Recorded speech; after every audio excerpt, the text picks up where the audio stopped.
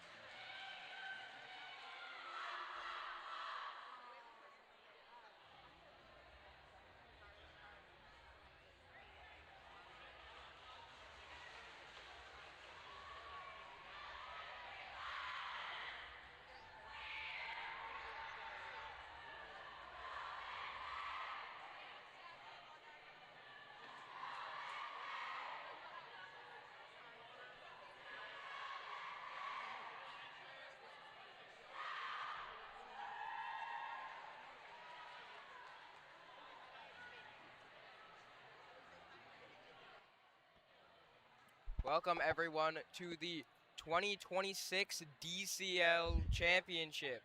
We have a lot of great swimmers here today, and it should be a great meet. We'll be underway in about 3 to 5 minutes. Yeah. We are, or I am Finn Hollywood. And I'm Owen Lamont. We're coming to you from the BeeDe Center. This is a great pool. They have new blocks this year, which should upgrade the experience for everyone. We have a lot of swimmers looking to get their state and sectional cuts today, and if they don't make it, it is the finals for them, so everyone will be swimming their hardest. Yeah. We both used to swim on CCSD, so It we is a know. great team with great coaches. Yeah. I mean, it's really a great experience in any right to swim on CCSD, and they're looking good coming into this meet. Or any swim team for that matter. That's It's very swimming's true. just a great experience all It is around. a great sport. We're going to be starting with the 200 medley relay.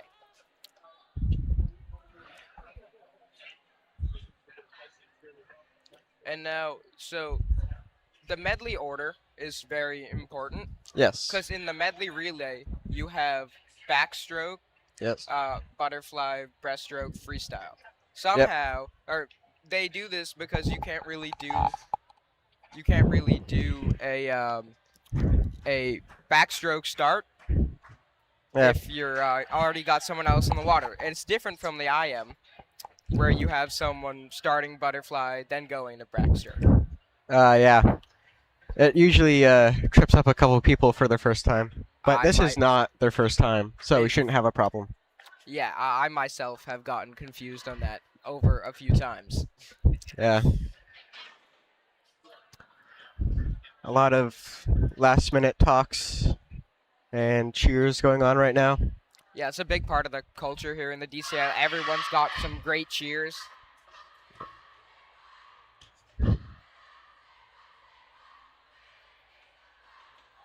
So coming into the first race, we have Waltham in lane 1, Bedford lane 2, Weston lane 3.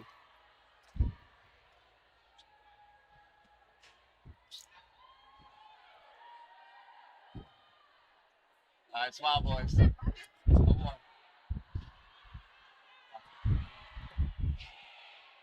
on. Lane 5, we have Wayland. Lane 6, we have...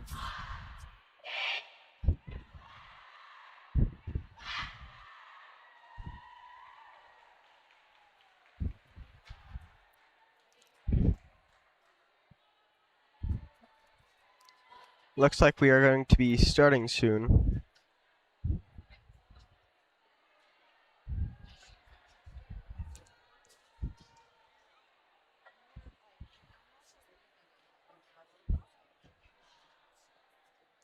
So lane 4 is Newton South, lane 5 is Wayland, lane 6 is Waltham. Oh, nope. I'm gonna go with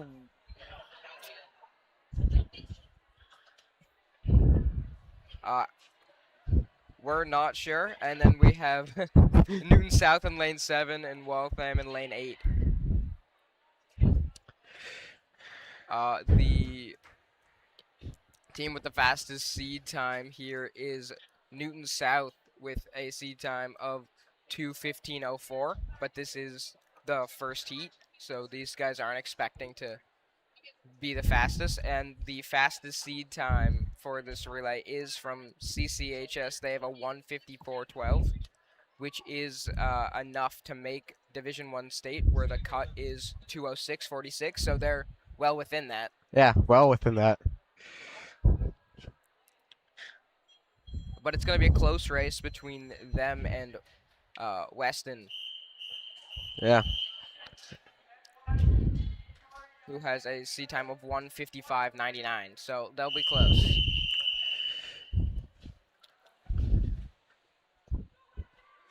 About to start here.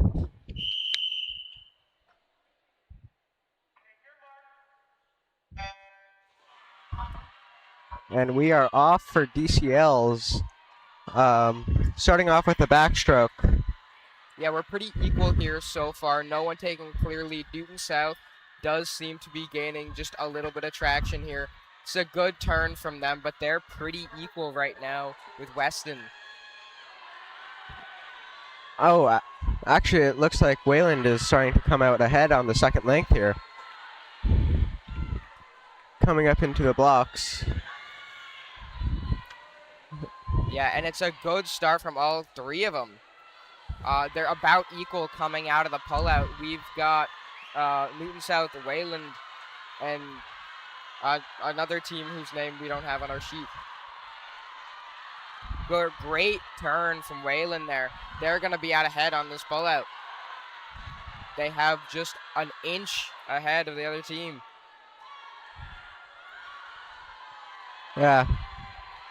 Wayland is coming out ahead here into the butterfly. Good start into the butterfly. They've got just a little bit more time underwater. They're ahead going in the half pool. Newton South seem to be just trailing behind in third right now.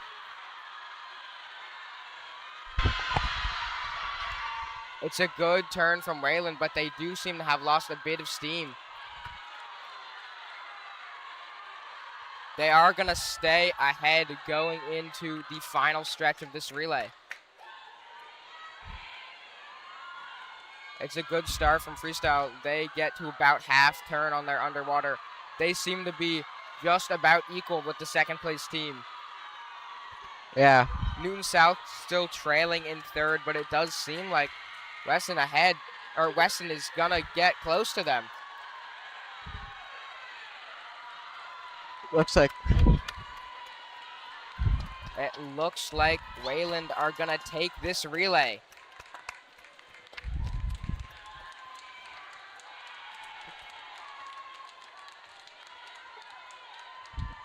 good relay from everybody there. Yeah, great swim from everyone involved.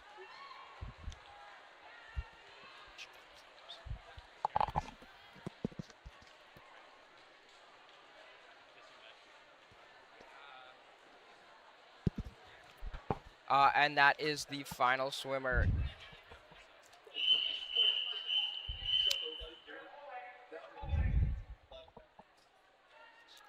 Now we head into heat 2 of the medley.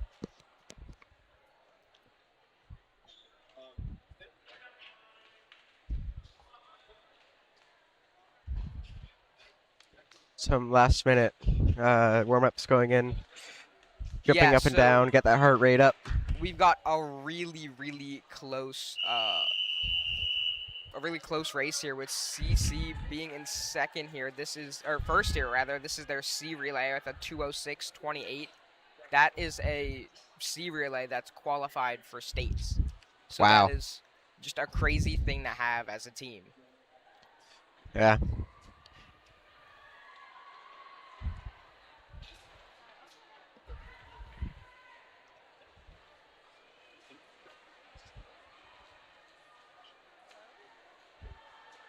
And we've got Concord Carlisle lane 4.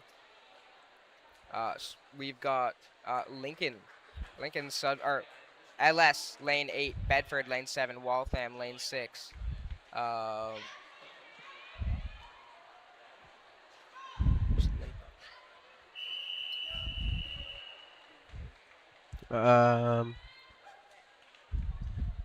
Seems to be some confusion.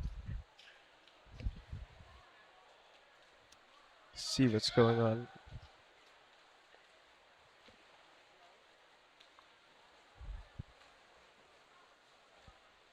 Seems to be all figured out now. So we should get racing here pretty soon. So I believe it's Cambridge, Ridge and Latin in lane 5. CCHS in lane 4, Lincoln Sudbury lane 3, Wayland in lane 2, and Cambridge, Ridge and Latin lane 1. Off for heat 2. It's a great start from CC here, but they're neck and neck with Weston here. It's neck and neck coming into the wall, into the turn. Good turn for the front 3 here. CC do seem to be falling behind it just a little bit. Seems like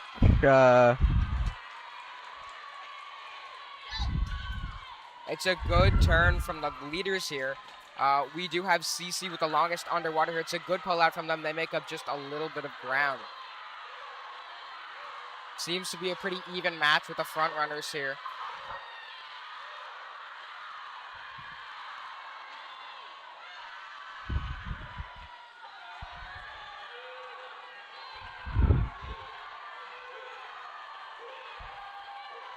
We've got someone pulling out ahead here. wow. It's a good start from CC. They'll be hoping to make up a good amount of ground here, as they do have a lot of great butterfly swimmers. So they kind of have that depth in the team to be able to put someone who's this fast in a C relay. It does seem like there seems to be an order appearing here.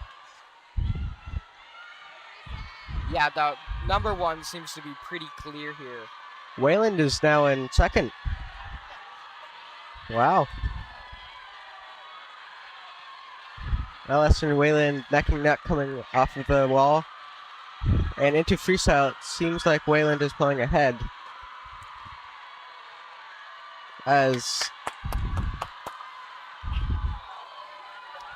it looks like Western Academy is going to take it.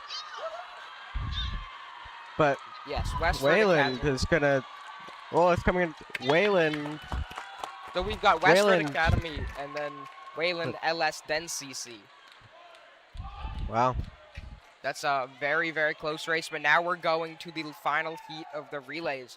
We see CC again with the best seed time here, a 1:54.12. That's a whole 12 seconds higher than the cut time for states. but it'll be a close race between them and Weston, as Weston has a 1:55.9. So we'll see a pretty neck and neck race throughout the whole thing for them. And then we've got a few kids just trailing behind. Pretty close though, so it should be a close race all around. Yeah.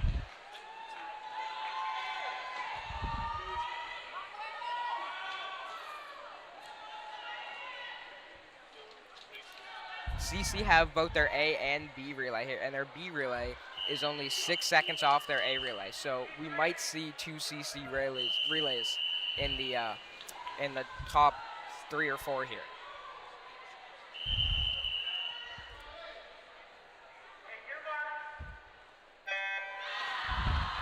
And we are off for heat 3 of the 200 medley relay.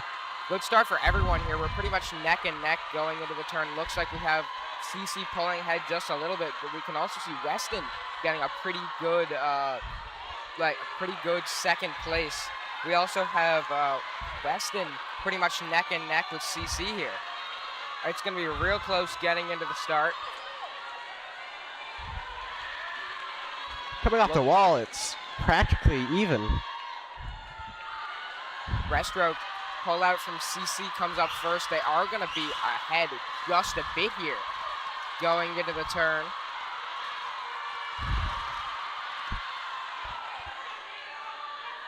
Pull out from CC short yet again. She's just trailing behind Westford Academy. Weston. Westford Academy, however, in lane 7 seems to be pulling away. Pretty much Westford Academy, Weston and CC getting off the blocks at the same time. CC comes up first from their underwater. They're going to be just behind Weston here. They're pulling away from Westford Academy. Looks like Weston out in first here. CC2 and Westford Academy third, but it's close. And CC have a lot of ground to make up off the block if they want to win here. But they do have a good start going over to the wall. CC are gaining just a little bit on Weston. Gaining. It'll be a real close race here, but CC are out in front, but they're pretty much tied with Westford Academy. Looks like Westford Academy might even be ahead of them. CC looking for second here, might be third. It's going to be whoever can out-touch each other. CC gets third with a 1:57.96. That's 2 seconds behind their seed time. I mean, they are already in states, so... Yeah, it's completely fine. We do have Weston getting almost a second and 20, or a minute 20 milliseconds, or sorry, minute 20 seconds up on their time. No, sorry. No, 10 seconds. No, a second. Some quick math right there. Yeah, I had to do it in my head. All right, so now we're going into the 200 freestyle. Lane 7, we have Sophia Alois. We have Joanna Kim in lane 3, Abby Blanchard lane 4, Leo Belandis lane 5, Aizen Kelly in lane 6, and Janelle Thomas in lane 7.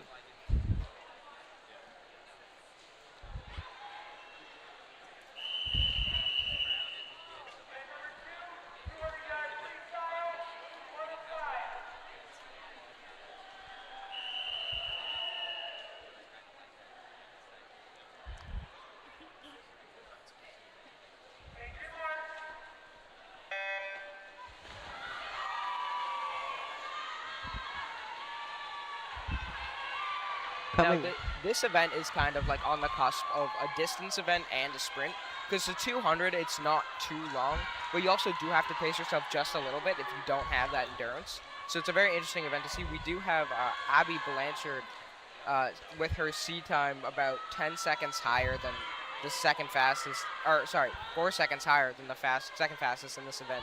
So it looks like we should see lane 4 pull ahead at some point in this race. I have never swam this event myself, but I have heard that some coaches expect you to sprint this. I remember swimming this last year. This is one of my favorite events. I sprinted it, was real tired at the end, but it was a sprint. I mean, anything is sprintable if you try hard enough. We'll see in the 500. Yeah. So we do have Abby Blanchard pulling ahead like we thought. She does get the turn off first, but it's going to be Joanna Kim and Leo Belandis who are pretty much neck and neck here. And so going into like the most final heat, fastest heat of this race, we have pretty much the two highest seed times are from CC, with B. Turretini a whole 9 seconds ahead of the rest of the pack and her seed time. So that should be a good swim for her. Hopefully CC, or not hopefully, I'm expecting CC to get some points here. Yep. We do still see Abby Blanchard just pulling ahead here. Probably got almost a half pool gap at this point. However, for second place, there does seem to be a little bit of a battle Between Leo Belandis and Joanna Kim, they are pretty much neck and neck here as we go into what could be the final stretch of this race. Now, this is where it counts. Yeah, you got to finish strong here. Yeah, you got to finish strong. It would be a shame to try so hard and lose it on the last length. Yeah, that's one of the most difficult parts about a distance event is you can swim the whole thing great, but if you're tired at the end and you've got someone neck and neck with you and you just get out-touched there's nothing you can do. So you really got to practice that. And I know these teams are practicing that. It's a real important skill. It does look like Joanna Kim came in second, and Leo Brandis came in third. So we do have a new best time for Abby Blanchard, who cuts off a whole 5 seconds. Good for her. Wow. Yeah. That's great for her. And then for Leo Belandis in lane 5, she pretty much matches her seed time, if not cutting 5 milliseconds off. Good for her. A PR is a PR. Yeah, man. It's great whenever you swim your fastest. Coming into heat 2 of the 200 freestyle. We've got Anissa Haleo, lane 1, Emma Goder, lane 2, Scarlett Barnes, lane 3, Sophia Castillo, lane 4, Stephanie Lee, lane 5, Margot Ann, lane 6, Chloe Ho, lane 7, and Abigail Barrett in lane 8. It seems to be pretty equal right now. Our fastest seed time is Sophia Castillo with a 2:26.56, but it is pretty much neck and neck with the rest here. We do see Scarlett Barnes kind of pulling away on the turn, but next to her we see Emma Goder, who's kind of just taking a pretty early lead if it is small. Good turn from her. She's going to stay in the lead here, but it's going to be pretty close between her and Scarlett Barnes. They're neck and neck here.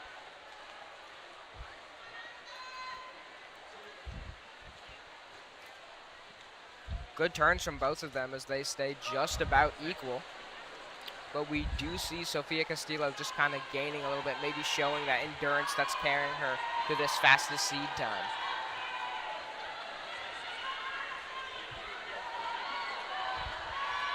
And you can see the people who are like normally swimming this kind of event are people who are coming from this from like swimming a 500 or swimming a 100, because like you can see with Emma Goder, she has a bit of a faster stroke than someone like Sophia Castillo, who is kind of taking a little bit more time, getting a little bit more of that like pull like you see with a distance swimmer's stroke. Yeah.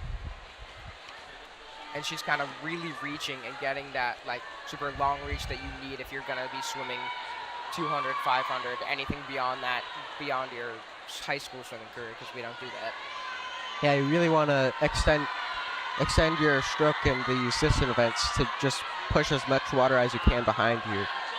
Exactly, but we are coming into the, I believe, final stretch here, and we do see Scarlett Barnes looking like she's going to take this event, and she's going to do it. She makes a 6-second PR here. Good for her. We do have lane 4, Sofia Castillo in second here, and third place is Emma Goder. So we kind of had those as our top 3 throughout the whole event.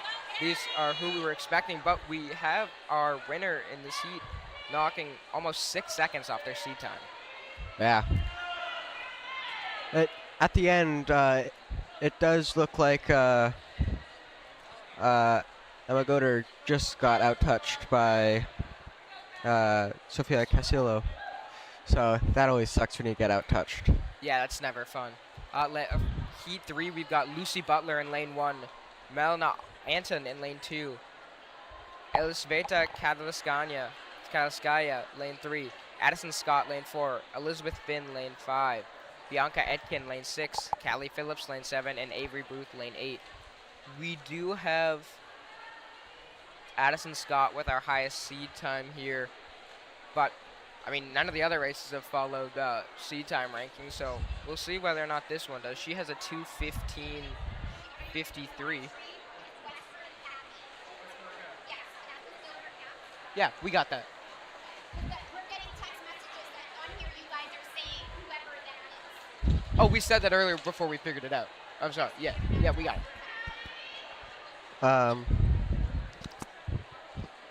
Sorry to any Westford Academy people before we figured it out.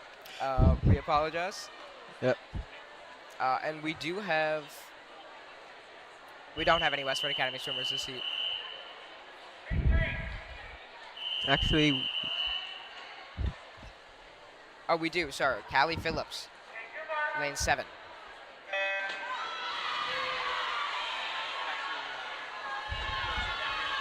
It's going to be Addison Scott who gets away the best here.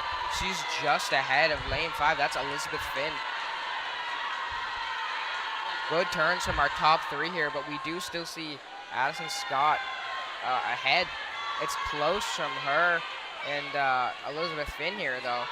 We've also got a strong third in Elisveta Kadalskaya. Addison Scott is continuing to pull away here, though. She's just gaining a little bit more on every turn. She looks like she has very good walls here. She's getting great turns, getting a lot of room off there. And she's got about, I'd say, a 1 to 2 yard lead here. yeah, you can see that little bit of a longer stroke that she has. Just pulling away, cruising away even. Yeah, it does seem like Elisveta Kadalskaya is just pulling ahead just a little bit. Looks like she's going to be a strong second here coming into this turn. But Elizabeth Finn is still in that strong third position. But we do have lane 6, Bianca Etkin, who seems to be coming up into third. She has already overtaken Elizabeth Finn. It does seem like Addison Scott is pulling away here. She's got a 1 or 2 yard lead over everyone else in the pool. It does seem like Bianca Etkin is catching up. She's gonna overtake Elisveta Kadalskaya here. Let's see on the turn, though. It's gonna be our most important part. It looks like Elisveta Kadalskaya is going to stay ahead here off the turn, but it looks like Elizabeth Finn might have it on the touch, and he does. Good for her. We have Addison Scott shaving about 3 seconds off of her seed time. Good for her. Yeah. No cuts here, though. We've got Heat 4 coming up now. We have Brianna Barrett in lane 1, Rowan Keane lane 2, Lila Palmer lane 3, Miriam Qureshi lane 4, Caitlin Kazarknowitz in lane 5, Def Russo in lane 6, Morgan Shaberly lane 7, and Catherine Sperry in lane 8. Seems to be pretty neck and neck going into the first turn here. Lane 4, our highest seed is Miriam Qureshi. She has the 2:08.17. It's a second ahead of the rest of the pack. But she seems to be pretty neck and neck with everyone here, with maybe even Morgan Shaberly pulling ahead just a little bit here. She does seem to have more of a sprinter's stroke.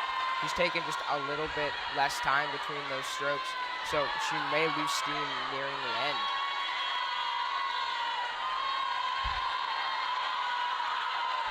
Off the second turn, we do have Morgan Shaberly and Miriam Qureshi, sorry, up ahead. But we do have lane 5, Caitlin Kazarknowitz, just kind of gaining. It's those three up ahead, neck and neck, and we have lane 2, Rowan Keene, who's also neck and neck with them. We have a top 4 here coming into this stretch.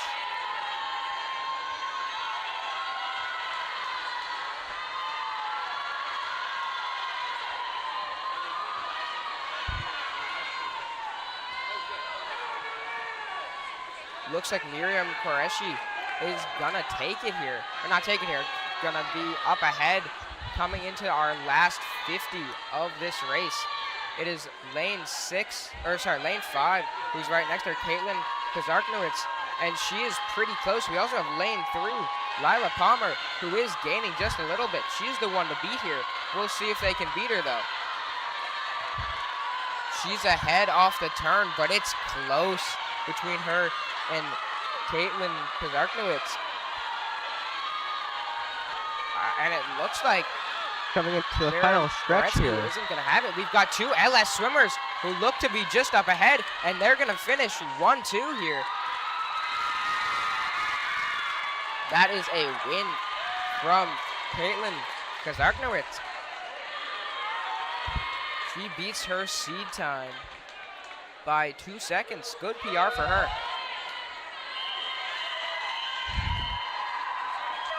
So this is the final heat of the 200 freestyle.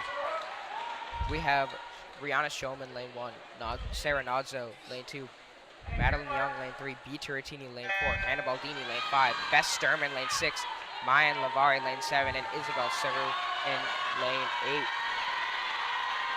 Great starts from everyone here. These people probably have the most endurance, so they are taking a bit of a quicker stroke here, but throughout the event, we'll see them kind of slow down a little bit and get into that more distant stroke. We do have lane 4, B. Turrettini, just kind of pulling ahead a little bit early here, but she is neck and neck with teammate Hannah Baldini. And in lane 1, Rena Schulman also seems to be keeping up with them. Yeah, she's real close to them. The first turn is B. Turrettini, closely followed by Hannah Baldini. And then, yeah, Brianna Showman is pretty close. And then we've got Mayan Lavari and Isabel Seru, who are pretty close. We do have B. Turrettini getting the first turn, then Hannah Baldini. And then Brianna Showman is just staying real close here. Brianna Barrett. That's not on our meet sheet, I apologize. Is gonna be the one in lane 1. She is real close. Oh, no, it's not, sorry. It is gonna be Brianna Showman. That is my apologies. B. Turrettini just kind of pulling ahead here, and then Brianna Showman and Hannah Baldini here. Yeah, Brianna Showman and Hannah Baldini are just neck and neck here, but B. Turrettini is just pulling out ahead here. We'll see if she can make a PR here. It's gonna be close for her.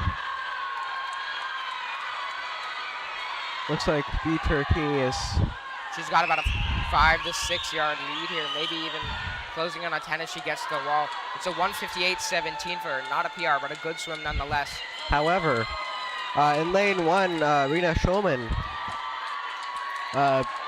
beats her seed time by around 5 seconds. And with that, she'll qualify for D1 states. Wait, no, she doesn't. Apologies. Oh no, she definitely does qualify for D1 states. We have a few people making the state cut here. Now we're getting into the 200-yard IM. We have Savannah Malio, lane 1. Mika Gondola in lane 2. Emma Kjarsgaard, lane 3. Mila Mucciello, lane 4. Lauren Coe, lane 5. Delma Gazder, lane 6. Claire Udo, lane 7. And Rava Carroll.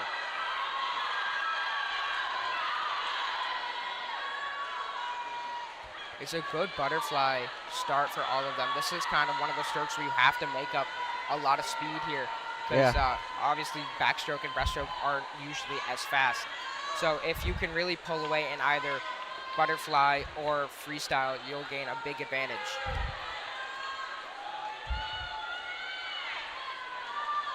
Mila Mucciello is kind of staying ahead here. She is going to be out in front of everyone, but we've got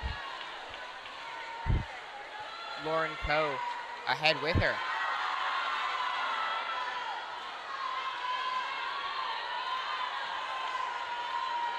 Coming into the halfway point of this race, it's neck and neck between Mila Mucciello and Lauren Coe. Yeah, it's close between them. We'll see whoever can get this turn right. We'll get a lead here, and it does look like Mila Mucciello will get a better turn, but Lauren Coe does get a better pull out there. They're pretty much neck and neck here, but we do have lane 3 coming in. That's Emma Kjarsgaard from Concord, Carlisle. This is her home pool, so she'll be more used to it than everyone else.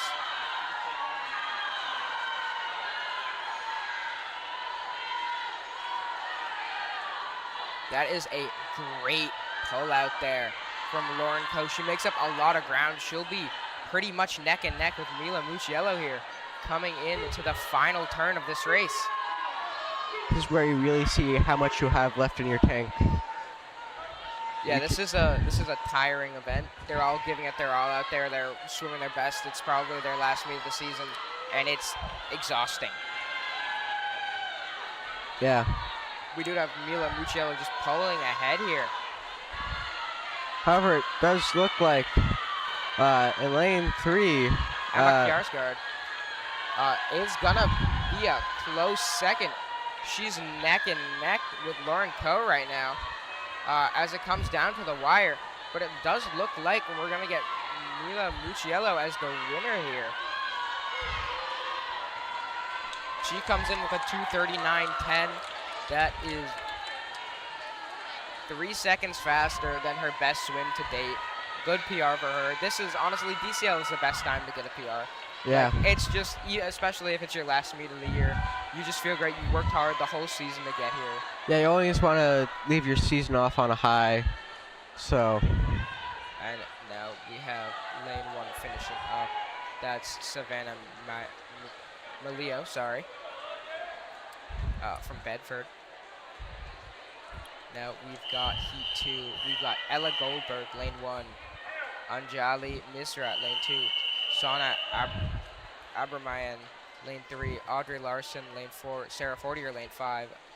Leah De Normandie in lane 6. Amelia Hackner in lane 7. And Allison Bernstein in lane 8. They all get away very well on this butterfly. You see lane 4, Audrey Larson getting away the best here. Her turn is good. Her underwater is very long. That's where you do have the most speed, so that is the most important part of the swim. It's neck and neck with the top 4 here. We might have Sona Abrahamian coming out ahead just a little bit here on the butterfly. However, into the backstroke, it looks like Audrey Larson. Audrey Larson has a little bit of an advantage here. We'll see how it goes going into the wall. Yeah, great underwater for her there. She gained a lot of space there. She's got a good turn. Again, a long underwater, kind of just getting in all those dolphin kicks you need to get that extra boost before you get into the real stroke. She is going to be ahead coming into the freestyle. We'll see how her turn goes here. But she is still neck and neck with Sona Abrahamian. They get pretty much very, very similar turns. Breaststroke here now, they both have pretty good pullouts, just getting them a little bit before half pool. It is gonna be Audrey Larson, who's pulling ahead here. But looks like Sarah Fortier is making up a lot of time in the breaststroke here. Yeah. She's come in as a very solid second. She's gaining on first here as she has a great pullout, getting her just beyond the flags. She is going to take first now as we come into the final turn. Yeah. You can see a difference in their strokes. Sarah Fortier is kind of like a lot more elongated on that out, and she's getting just a lot more room and a lot more distance off each one of those strokes. She is in the lead coming into the freestyle here, and it looks like she'll be ahead going into the first or the turn. Going into the turn, Sarah Fortier Is ahead. She's got about 1 to 2 yards on Audrey Larson.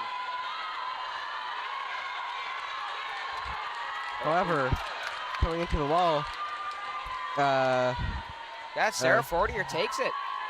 And then Audrey Larson. And then lane 3, great swim from her. Abrahamian Sona Abrahamian. And then it looks like we are going to have a D1 state cut made for Sarah Fortier. However, a sectionals cut for Audrey Larson. Good for her. Going into the final heat of this, we have Zisen Zhang, lane 1, Evelyn Hale, lane 2, Olivia Panseri, lane 3, Kate Kruger, lane 4, Polly Curran, lane 5, Sherry Ye in lane 6, Julia Jim, lane 7, and Emily Deeks in lane 8.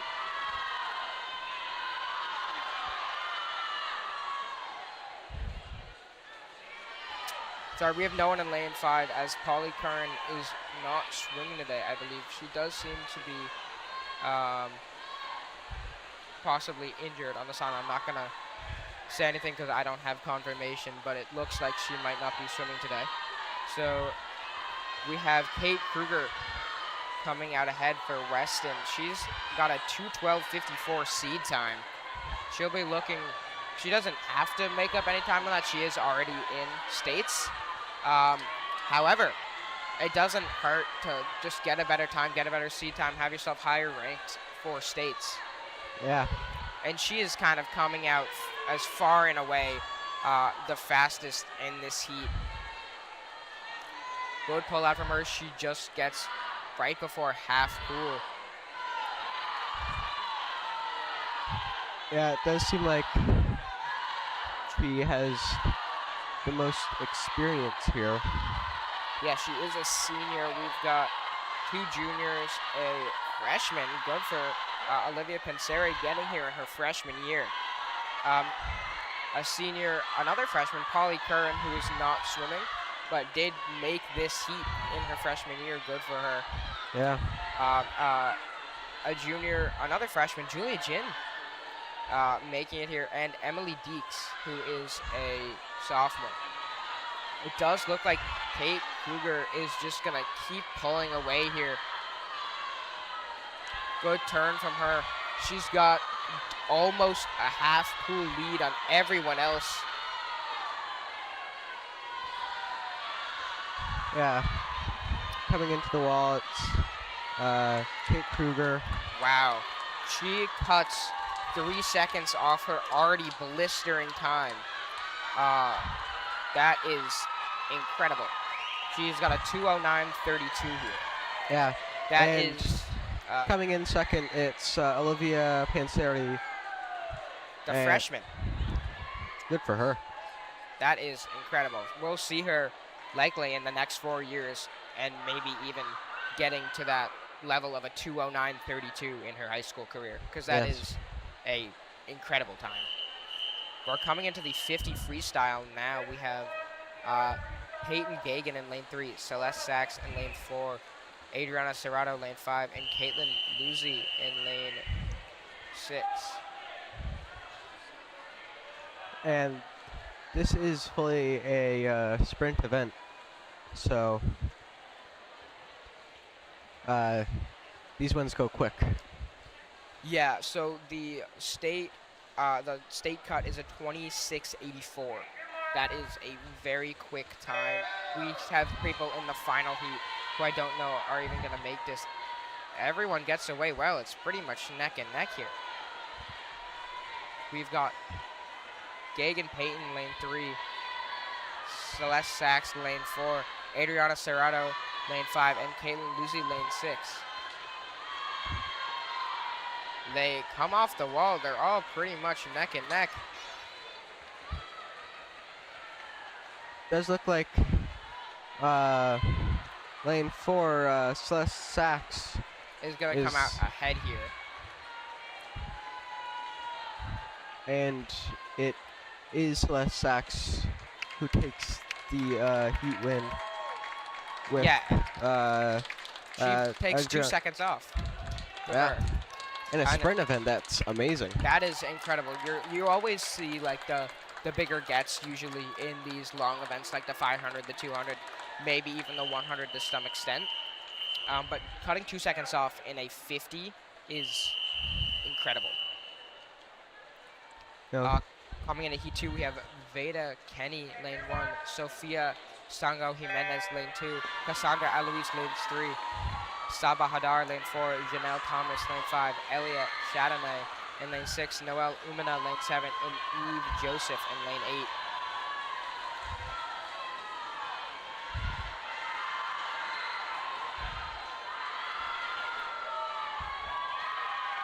And we've got Sofia Stango Jimenez, Cassandra Alois coming out ahead here. She looks like she's just gonna get it here. Yeah. Or no, not. I think we may have had an issue with one of the lane boards, but it is gonna be Cassandra Alois coming out with it here.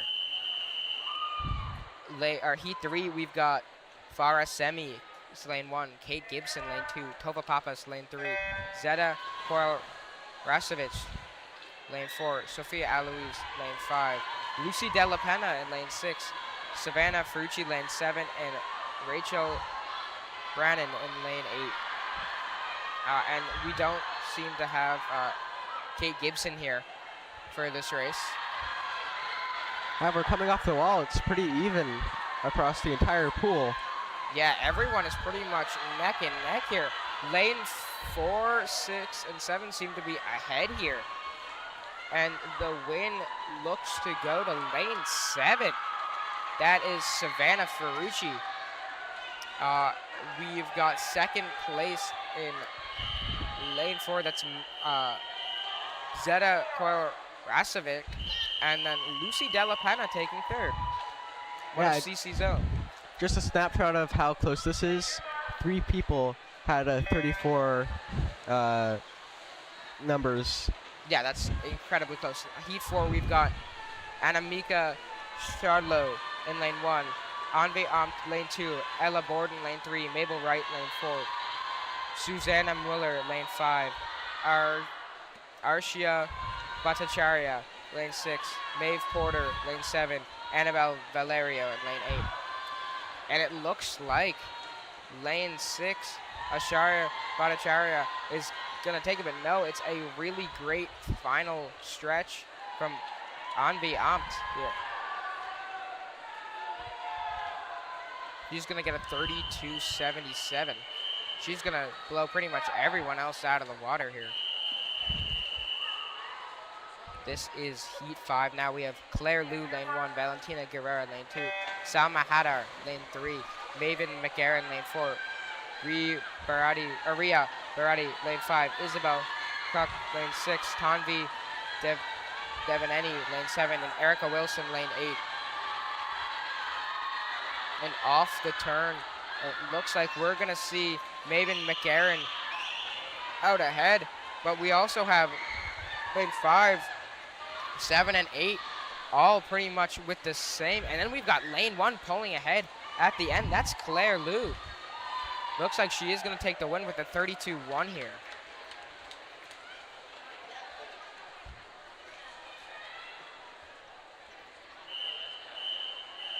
Coming into Heat 6, we have Sasha Gupta, Kate Morrell, Savannah Johansson, Jane Bench, Madia Hoffman, Emily Yu, Rana Giuliani, and Leo Blandis. They're all pretty much neck and neck off the bot. You do see that a lot with the 50 freestyle. It's really the turn that Yeah. makes the difference here. It's the turns in the underwater, and surprisingly, the last set of flags Yes. is where the most change happens.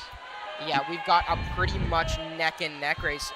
We've got our lane 5, Mattia Hoffman, who looks to be ahead, but it's going to be, I think, Lane 7. 7.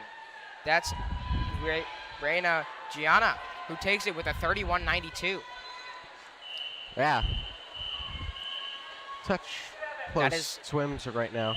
That is a 2-second PR for her in the 50 freestyle. That is Wow. crazy. Yeah. All right, heat 7 here. Eddie Haddon, lane 1. Emma King, lane 2. Emily Prince, lane Oh. 3.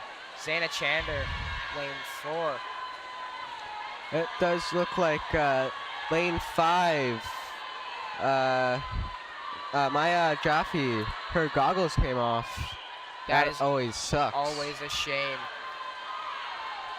It's a close race here, but we do seem to have one person pulling ahead. That's lane 3, Emily Prince. Looks like she's going to get the win here, and she's going to get it. That is a 30.58 for her. But a good swim from Maya Jaffe. She does end up, we can't see her time. It may have been a DQ. Likely not, though. It's just her goggles fell off. A good swim from her anyway. I think she just missed the touchpad. I see.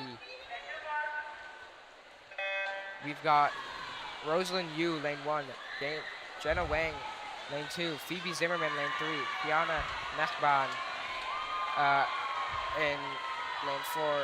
Anna Brenner, lane 5. Everly Kraska, lane 6. Grace Hugh, lane 7. And Lucia Tobiart in lane 8. And it does seem like lane 7, Grace Yu is going to take here. But again, that last change happening in the flags, we're going to get lane 4 with the victory. That's Kiana Nechban.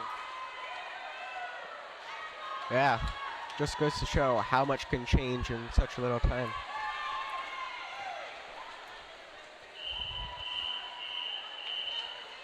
All right, now we're into heat 9. We have Amelia King in lane 1, Carly Briere in lane 2, Charlotte Ruther lane 3, Nora Rutherford lane 4, Lizzie Sperry lane 5, Brianna Chong lane 6, Penelope Bevan lane 7, and Addison Galt lane 8.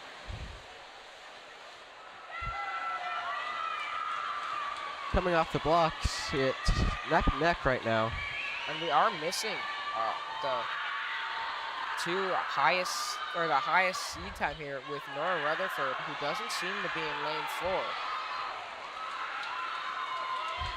It's close here. We see maybe just a little bit of change happening here. It is gonna be Lane 2. Carly Briere who takes it. She Okay. cuts off 2 seconds. That's like years in sprinting time. Yeah, that is a great swim. Anytime you cut off any amount is a great swim. The 2 seconds in the 53, you don't see that often. Yeah. And when you do see it, It's you pretty know great. they just must feel good. We've got Selena Wang, lane 1, Harper Mowat, lane 2, Rachel McIntyre, lane 3, Madeline McMaster, lane 4, Maya Arsenal, lane 5, Gail Chef, lane 6, Carolina Casimiro Nunez in lane 7, and Arnavi Malhotra in lane 8.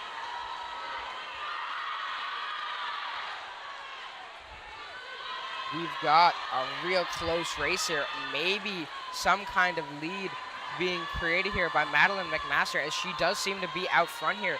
But it's close between her and Maya Arsenal. But she is going to take the victory with a 28.53. That is a 1.5 second PB for her, or PR for her. Nice job.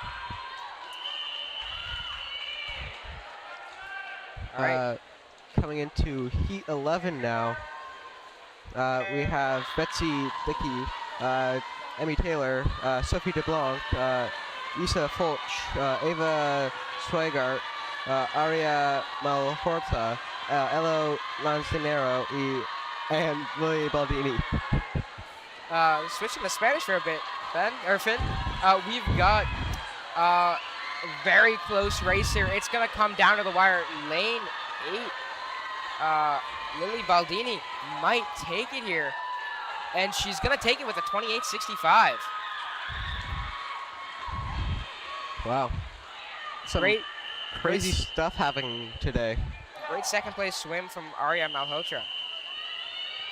We've got heat 12 here with Gio Perego, lane 1, Samara BeeDe, lane 2, Celeste Pinto, lane 3, Elizabeth Muller, lane 4, Julia Ding, lane 5, and Emily Whitner, lane 6, Laura Hugh, lane 7, and Katarina Sakis in lane 8.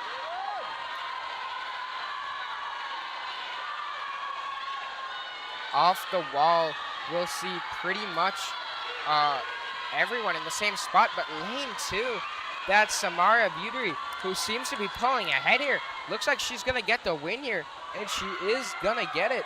That is a 27.80 for her. That is a full 2 or almost 2 seconds off of her seed time. Again, another Just great drop. I mean, they are all in tech suits, which we know do add a lot of time. Or remove a lot of time. Remove a lot of time. Sorry, yes. That's not good to add time. Yeah. Heat 13, we've got Grace Kozman, lane 1, Bianca Bayless, lane 2, Lauren Flaherty, lane 3, Hannah Allen, lane 4, Fatner San, lane 5, Ayla Kandamar, lane 6, Ellie Goldman, lane 7, and Lauren Malone, lane 8. And we have a real close race here. Looks like lane 4, 5, and 6 are going to be the victors. It's going to be lane 5 who just out-touches everyone else. That's, Thanthar San. Coming into the second to last heat now. This is where it really starts to get fast.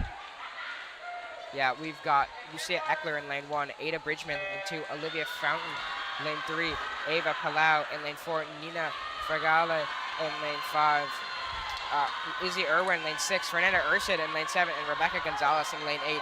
And it's going to be some real important turns here as these guys are all really close in times. We do see 2 people pulling ahead. That's lane 5, Nina Fragale, and lane 3, Olivia Fountain, and she is going to take it. She's got a 26.67 here. That is enough for the D1 state cut. Nice job.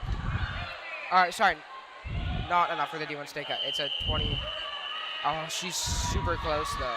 That's heartbreaking. And in the last heat here, we have Bree Goldson, Grace Oppenheim, Margaret Liu, Maya Pira, Ella Ortiz Mason, Laura Park, Mary Tortini, and Caroline Hollywood. Hey, that's my cousin. That is your cousin. She's a great swimmer here for CC. She'll be looking to make states here, and she is pulling ahead. Even though we do see lane 4 here, that's Maya Carrera, who's gonna be the victor. She's pulling ahead of everyone. That is an incredible time, 24.51 here. We do see Caroline Hollywood with a 26.19. That is enough for states. We've got pretty much everyone here getting enough for the state cut, or at least close to it. It's always nice to see somebody PR. These swimmers are ecstatic. They've all just swam a great race. And now will be the mid-meet break before the 100 fly.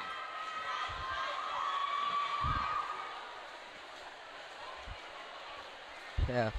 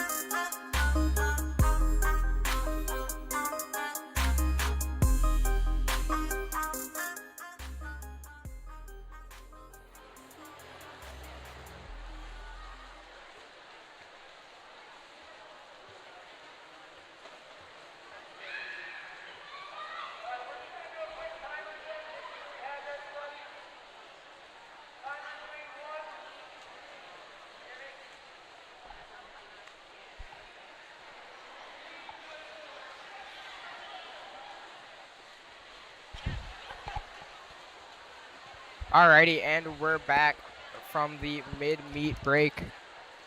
We're gonna get underway with the 100-yard butterfly here. So, we've got the mid-meet break, which is only kind of mid-meet.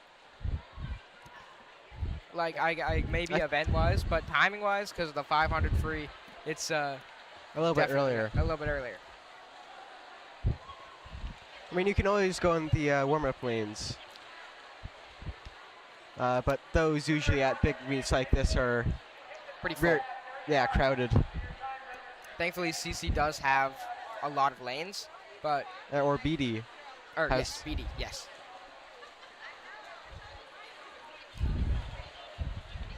All right, so we're gonna be here with the 100-yard butterfly, and just watch out for any swimmers you see who get a time of 1:07:32 or 1:06:85, because those are the cut times for states and sectionals. And so if you see a swimmer get that, just know that they have made the cut for that. Yeah, 100-yard butterfly. Yep. This is while it is a sprint, this event is exhausting. Butterfly for any amount of yards is tiring. I mean, me personally, I wouldn't like to do it for a 50. I don't hate butterfly, but distance or longer distance butterfly, that is not my favorite. Actually, I think I prefer longer distance butterfly. Just personally, because you can get into that rhythm. That's true. You do get into a bit of a rhythm when you swim longer distance butterfly. That's very true. You just gotta carry momentum in butterfly. So our highest seed time, not for this heat, but for anyone, is a 1:27. Lowest seat time. Lowest. Lowest seat time, yes. And that is by Olivia Panseri from Bedford, a freshman.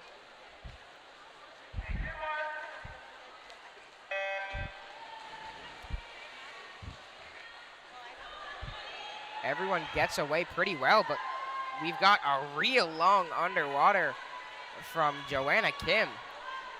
Trying just to extend as much as you can and try to swim as little as possible. It's a good strategy for breaststroke. Yeah. Or butterfly. Butterfly. My. I should focus better. She is gonna take the lead though. We do know that those long underwaters do get you a ton of time. They are the fastest point in the pool, and it's where you're gonna make up the most time in any swim. She and Stephanie Lee are pretty much neck and neck here. They'll be close getting into the next turn. We'll see who can get a better wall there.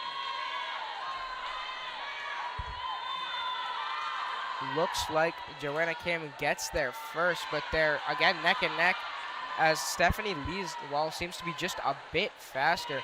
Does look like they're losing steam just a bit. It does seem like Stephanie Lee is going to take the lead here. And Yeah, it is going to be Stephanie Lee. For Wyndham, we've got Joanna Kim in second.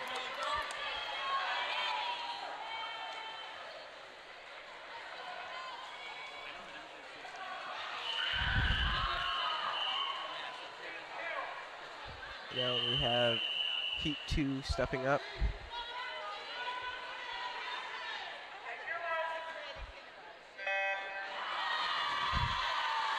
Good start Whoa. from everyone here. Lane 4 coming up early to start their stroke. That's an interesting strategy. Yeah, for butterfly, that it can be good if you have that like extra strength. If you do have really great endurance, you can use that as a strategy just to get in that rhythm earlier.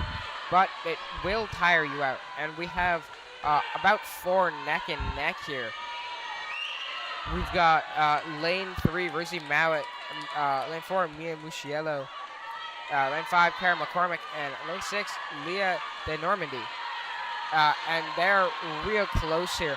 Does look like Kara McCormick is just in the lead here a bit, but it's still very close between her. It looks like Rosie Mowett's going to get to the wall first there.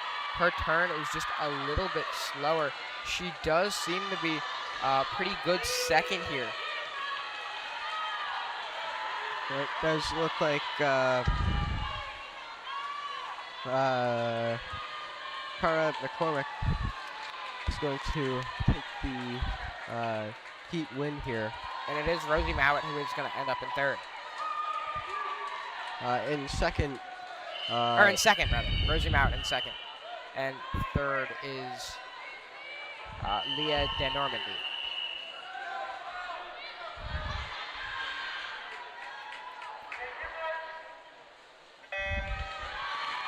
Off for heat 3.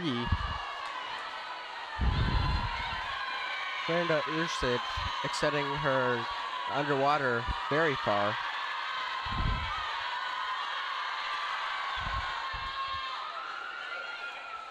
Yeah, Maina Chef seems to be in the lead here by just a bit. He's got just a little bit of room on the rest of the pack. Does look like Grace Fedelberg is going to be gaining on her, though.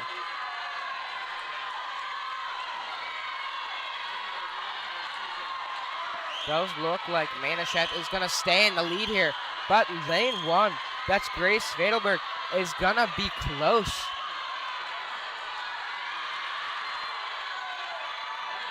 Coming into the last length here. Maina's ahead by half full, coming down to the flag. She's still ahead. She's got about a yard on the rest of the pack. It's gonna be her who gets the victory here. But who's gonna get stuck? And it's gonna be lane 8, Rachel Goldman. And that is a 105.10 for Maina, which means she qualifies for sectionals and states.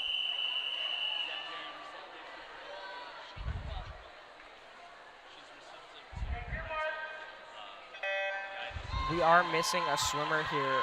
Polly Curran in lane 5, who I think I mentioned earlier isn't swimming today. Yeah. Maybe an injury, maybe. It does look like she has already qualified for states. So if she does heal from her injury, she will make it there. Hopefully she heals quickly, or from whatever is keeping her from swimming today. We've got lane 4 and 3 out ahead here. That is Paulina Zhou and Olivia Panseri here. They are just right next to each other here. It is Olivia Panseri who does just get that better turn there. She's just out ahead. We've got lane 6, Maya Pereira, just coming up from behind. She might take second here, but it is in the end going to be Olivia Panseri who takes 4th. And Paulina Zhou who takes 2nd. Or Felina Zhou, I apologize. Seems to be some commotion down on the pool deck. Maybe somebody made a sectional or state cut. This is the 100-yard freestyle now.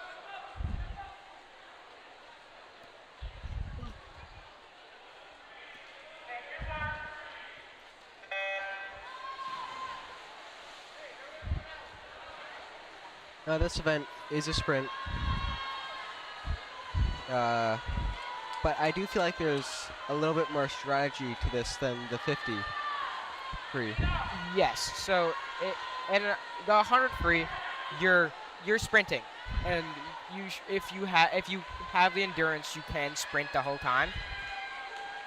But you do have those extra turns that add just a little bit more mystery into how it's gonna go, because there's just that extra element. It does look like Tova Papas is coming out as a leader here, but close behind, lane 5, Saba Hadar is just on her toes, so. Yeah, Tova Papas is just kind of getting ahead here, or is that? Yes, it is her. Coming to the final stretch, she has about a yard up on Sabah Hadar. Looks like she's going to take it. She does seem to be pretty well ahead of her. They're beyond the flags now, and she is going to make it first for her, 22.85, or 122.85, that is. And in third, it's pretty much neck and neck, but it looks like lane 3, Veda Kenny. Veda Kenny is going to take it.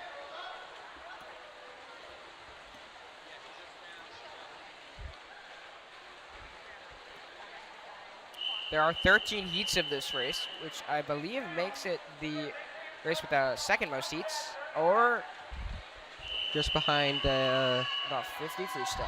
Yep. Which had 15.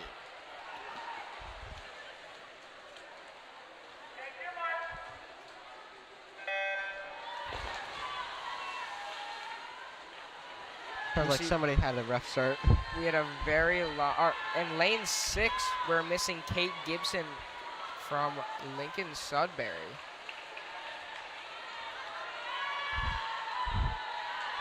Right now, it looks like lane 4, Ashira Bacharia. Yeah, she's pulling ahead here by just a bit. She's about maybe a yard, maybe a little bit more ahead of Susanna Muller, who is about tied with Aislinn Kelly. They're close here. We do see Arisha Bhattacharya just kind of coming out ahead here and blowing everyone else out of the water, it seems. He's Does got a look pretty like- substantial lead here. Lane 1 having a little bit of a problem, but is swimming again. We always love to see that, even if you do have an issue, you just got to keep going. You know, every coach will tell you that. We do see lane lane 4 take the victory here, as lane 1 is still swimming. They're gonna have a 121 or 115.28.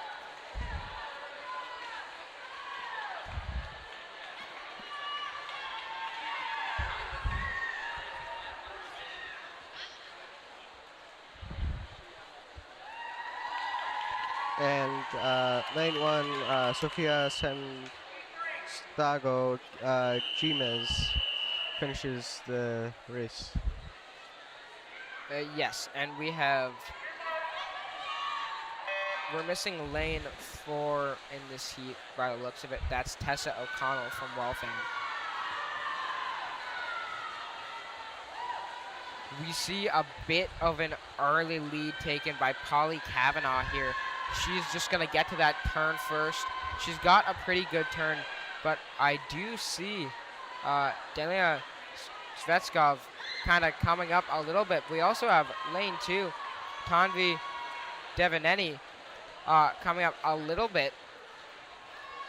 But we do see Polly Kavanaugh just get to that turn first. She is going to stay ahead here. It's neck and neck between 3rd, 4th, 5th, and 6th here. It does look like lane 6 maybe struggling a little bit. See how it goes off this wall. That was a good wall right there. We are going to see Polly Kavanaugh take the victory by the looks of it here. She's going to run ahead, losing a little bit of steam, but looks like she is going to make it there first. And she's going to make it there first with a 113.67. Second is going to be the closest race here. It's going to go to lane 7. That is Zena Koyo-Rasovic. And she gets a 115.94.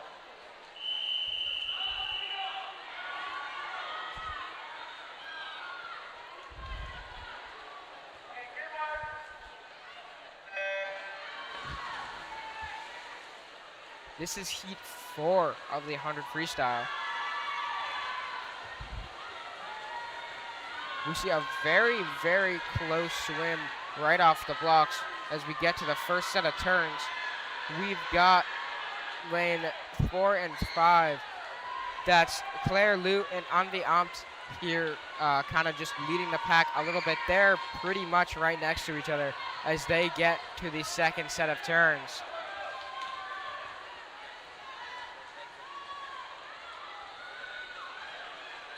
They'll stay neck and neck here.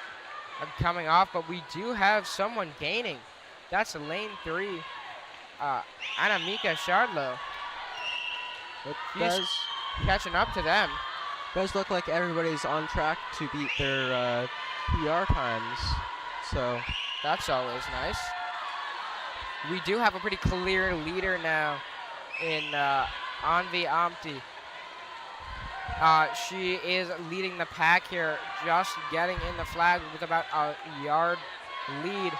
She's going to take it with a 1:13.15, which is a PB for her of about 4 seconds.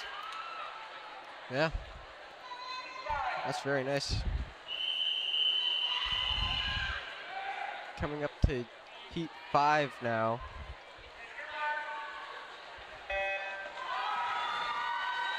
Pretty even start for everybody.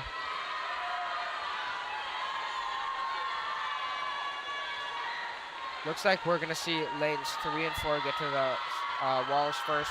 That's Sarah Metvier and Brianna Chong here. They'll get there first, but off the wall, we see Brianna Chong kind of just take a little bit more off that wall. She'll be first to the wall on this stretch.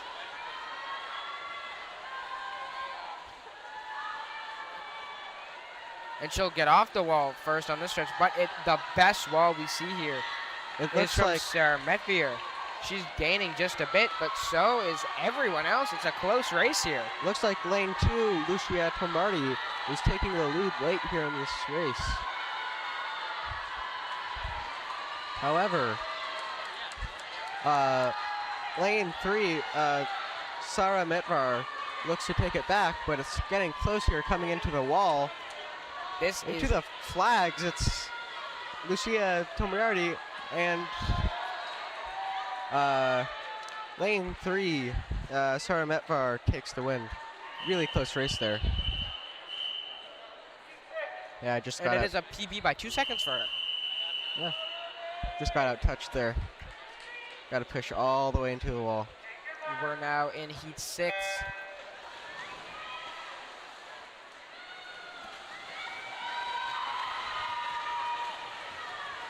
Everyone gets away pretty well off of the start. We do see that's lane 5 get there first. That's Claire Mabley, apologies. She is gonna get out ahead, but we do see lane 7, Amelia King, just out in front a little bit of the rest of the pack. We still see Claire Mabley out ahead, but her and Amelia King are close. And we see lane 1, Grace Yu, just kind of coming up. She's a little bit like, she's close. She gets to the turn second by the looks of it, but she is third coming off the wall.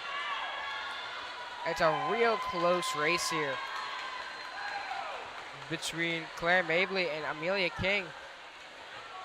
But it looks like Claire Mabley is going to take it here. A 106.61.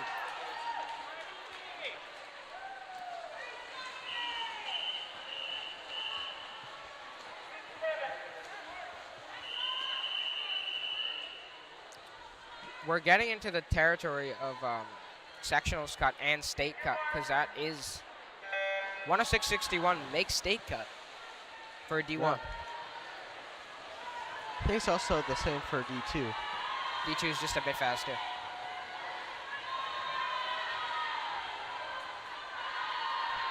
Oh, on my meet sheet it says it's a bit faster, but we're good.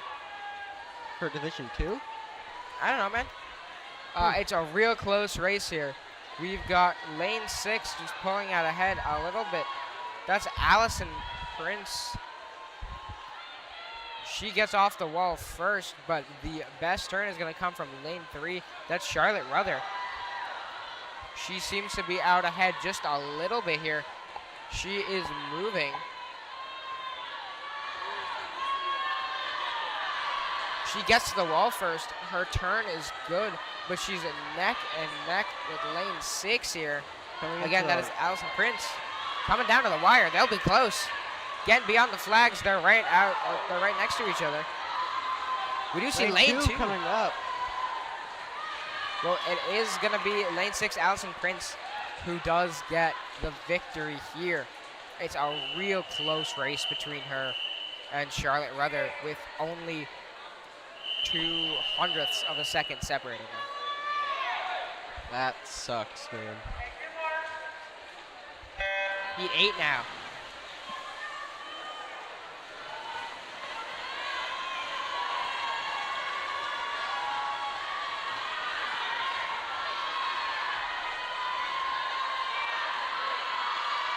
Great turns from the first stretch. I see lane 5 just out ahead a bit here.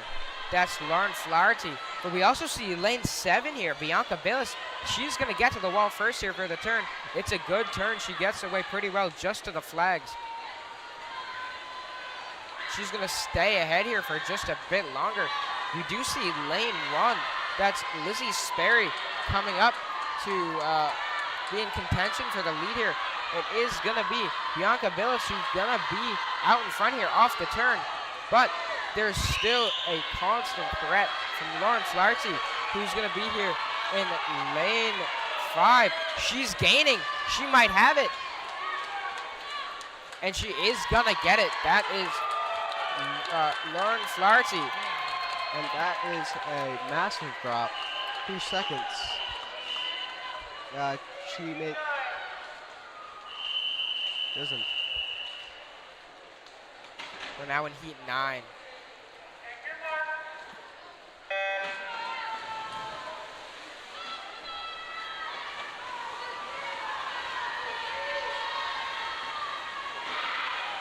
Just after mid-pool, it seems like everybody's about even.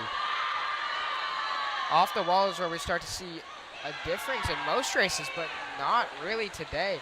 We have a very small lead from lane 4, Sophie Ginkover.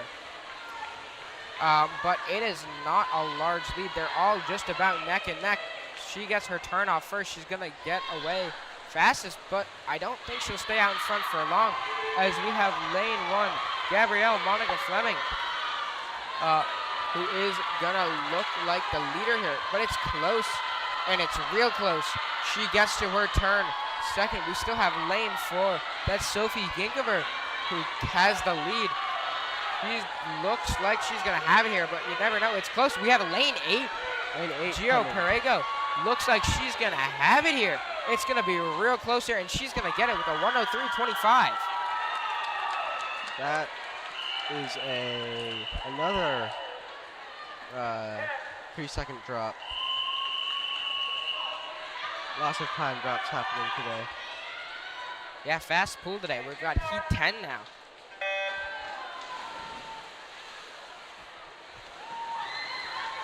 Again, everyone just neck and neck here. You see that a lot with freestyle, as the underwater, while is an important part, isn't as important as a stroke like breaststroke, where you've got that pull-out, or butterfly, where it's basically everything.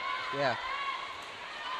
They're, again, neck and neck. Maybe a very small lead here from Ayla Kandamar. She's going to get to the wall first for her turn. But she's getting... Anishka Trehan is really, real close to her. But she is also tied with Olivia Zhu, who's also gaining. We've also got lane 7 and 8. Olivia...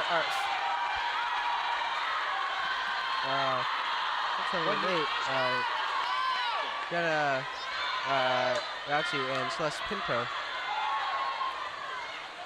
However, it does look like lane 5... Ayla Kandamar is going to take it.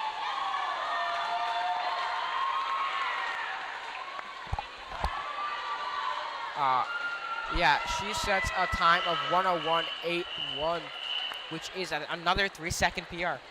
Wow. That is nuts.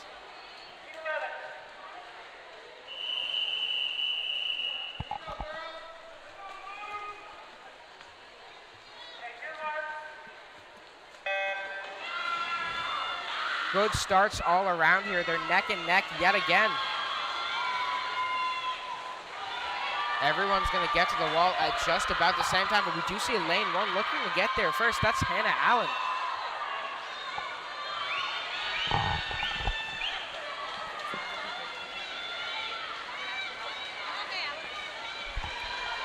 She isn't going to get to the second set of turns first. No, that's going to be Olivia Fountain. She is the fastest here.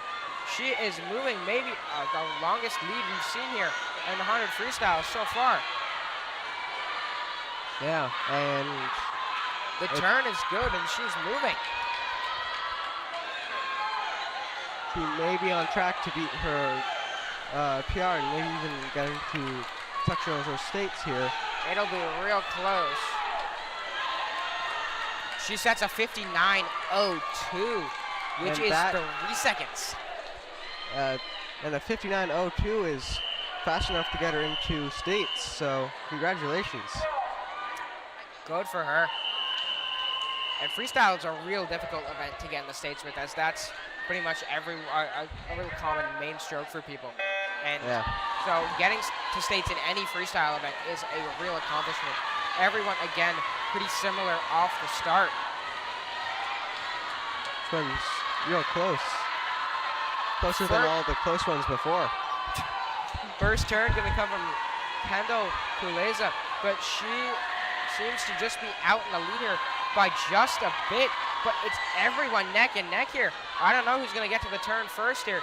It is still going to be Kendall Kuleza.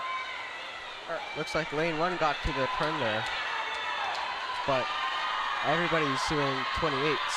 Yeah, this is a very, very quick heat here.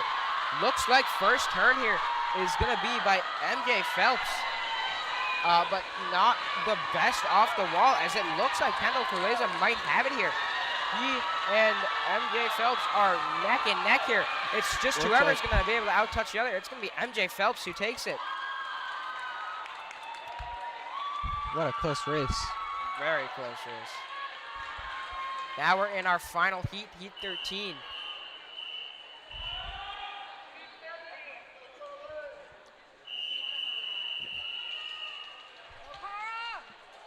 It does look like lane 2, MJ Phelps made states.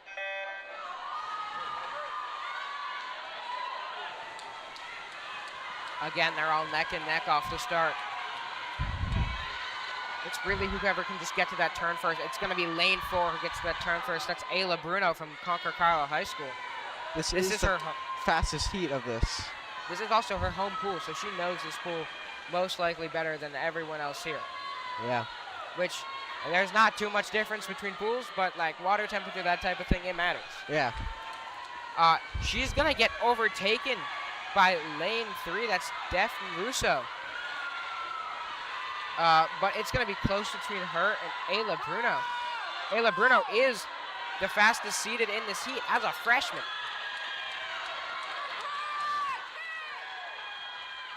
It's going to be neck and neck between them. Ayla Bruno just seeming to lose a little bit of steam here, and it is going to go to Daphne Russo. Actually, no. Went to Margaret Liu.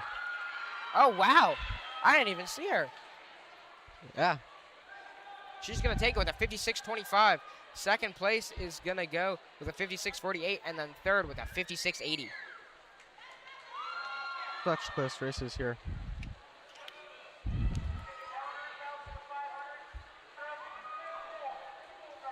Now we head into the 500 freestyle. This is the longest event in high school swimming. And so I do believe there is a cut time for DCLs with the 500.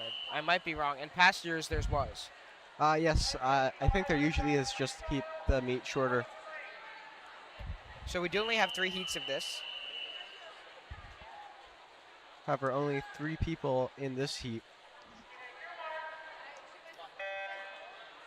And they are Elish Donahue, Melina Atchin, and Emmy Taylor. So this is the endurance race in high school swimming. It's the longest race you're gonna see. You've got counters. It's a fun time to count. Honestly, it's not my favorite to swim, but counting's pretty fun. I do remember one mishap where you counted for me, and you counted wrong, and I swam 2 extra laps. No, you didn't. You counted wrong. I almost swam 2 extra laps. I missed one thing. It was the second to last signal, but then I got it at the end, so did. that's all that matters. And it was a very bad time. I'm not a distance swimmer. We're getting into the third length here. Does look like we're gonna have Ailish Donahue just ahead here. Now here's where you're really gonna see the difference between a distance swimmer and a sprint. Like, you have longer strokes. Everyone knows that they can't expend all their energy in these first few lengths here. They've got to conserve it, and they seem to know so. It is going to be Ailish Donahue who just kind of gets a bit of a lead here. Yes, Donahue does have the lowest seat time, but is currently first. You never know. Anything can happen. And the Division 1 state cut is a 47-47. 5:47:47, that is. I would hope not. It's 47 seconds. Yeah, I don't know anyone who can do this in 47 seconds. Yeah. We do have Ailish Donahue just staying ahead now. Cruising. She's onto the 7th length. And you know, all of these people are at least like pretty proficient in this stroke, because there is, I believe, a cut time of 6:30 in this. Just looking at the sheets. Yeah. And you know what? Ailish Donahue, good swim from her. She is going to get there with almost half the length of a pool ahead coming into her 9th length. See if she can maintain this pace throughout the entire event. Because if you go out hard in the opening laps, it creates a whole lot of pain for the rest of it. Yes, it does. And it's not...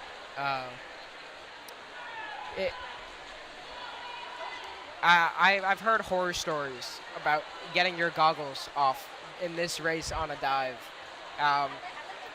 That's like the worst case scenario. Thankfully, it didn't happen here.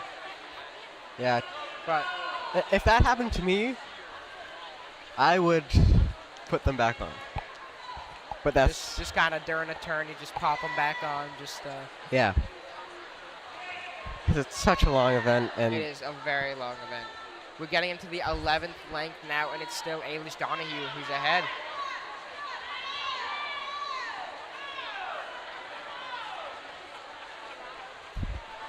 And this is another one of my favorite parts about the 500. The coach's signals on the side of the pool.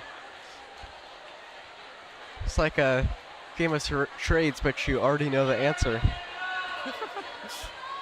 And so this is kind of like another little mid-meet break for those who are not swimming, because you have about 15 to 18 minutes of break if you're not swimming this. You should watch and cheer on your team. Yes. But it's kind of a break where you can kind of just like get out your nerves, and if you have any more events to swim. And after this, we do have the 200-yard relay, which for those who don't know is the freestyle relay. It's in the name. It is.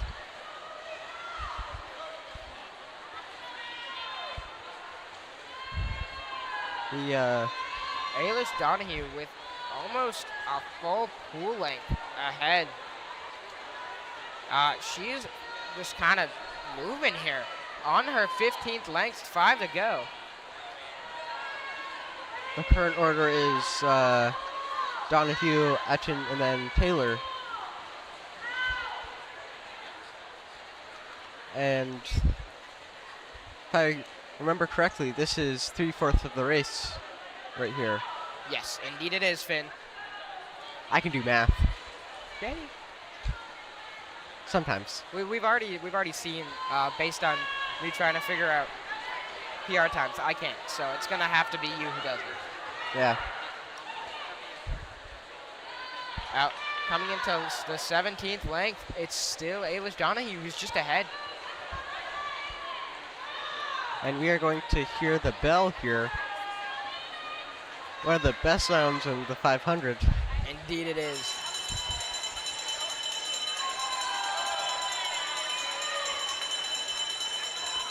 Could you hear it when you were swimming the 500, Finn? Yes. I don't know if I was like zoned out or maybe locked in. I mean, I but was yelling at you, so. That's true. That's true. Coming to the final stretch now, and it is Ailish Donahue, who's just been far and away in the lead this whole race. Looks like she could shave a significant amount of time off her seed time of 6:26:45 here.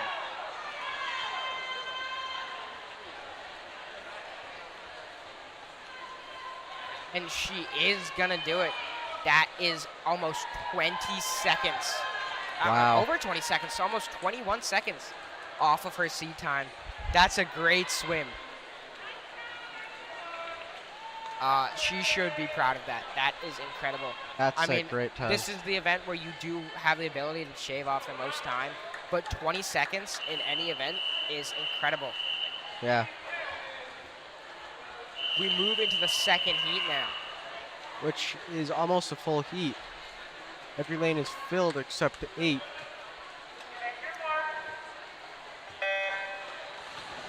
And so we have Natalie Greenaway in lane 1, Karis Tam in lane 2, Addison Scott in lane 3, Miriam Qureshi in lane 4, Morgan Chaberly in lane 5, Layla Palmer in lane 6, and Elsa Elisabetta Vida. Katarskaya.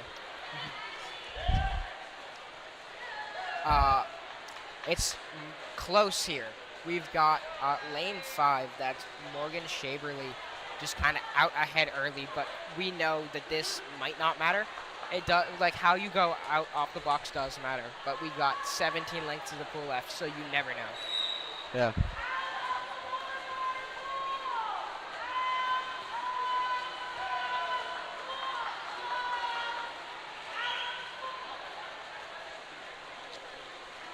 Seems like a lifeguard. Bit of commotion over there as someone tried to dip their feet in one of the pools. Cool.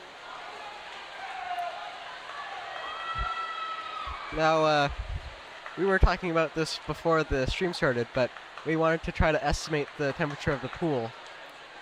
Yes.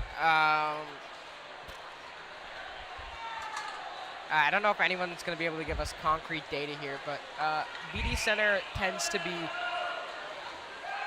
maybe just a tad warmer, I think, than most pools.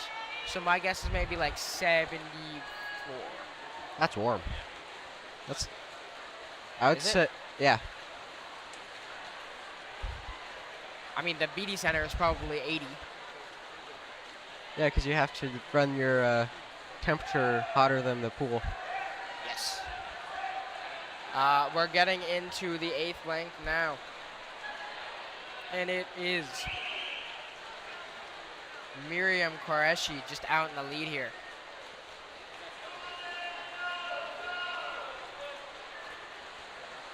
She gets a good turn.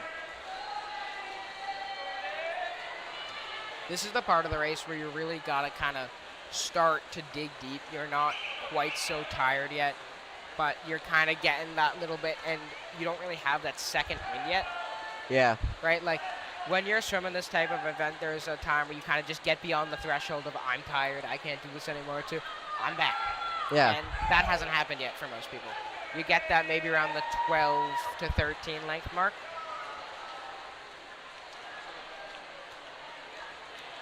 And we have Miriam Qureshi, who is swimming a great race here. She is pretty far ahead, doing a great job here. However, lane 1, Natalie Greenaway is a close second, coming just over halfway into this race. Indeed. What? Indeed. Indeed. So if honestly, I couldn't really guess right now, but if you had to guess who's leading this meet right now, who would you say?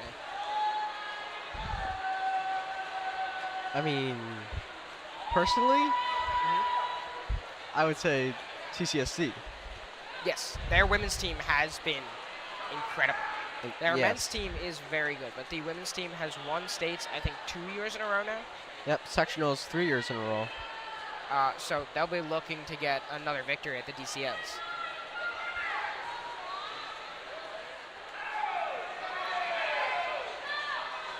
But I don't know. I've seen Wayland have a lot of good swimmers here. Yeah, they've had a lot of good swims today. If I had to guess, those are the top 2 here. I mean, those are usually the top 2 at That's true, yeah. DCLs. Even in the boys, Yeah, it's usually Wayland, then CC. Wayland. On the side of the pool, we can see Coach Goldberg doing some sort of, what's the animal that gets scared and puts its arms up? A panda, I think? Red Panda? Yeah, Well, doing they one do- of those. They like to do these to scare people. Yeah, Huh, interesting. wonder what that means. It means swim faster. I think Duh. most things I've had Goldberg say to me have meant swim faster, and that's good coaching. Yeah, Anything you can do to have your team, whomever is in the water, who's under your coaching, anything you can say, anything you can do, tell them to do to make them faster is your job.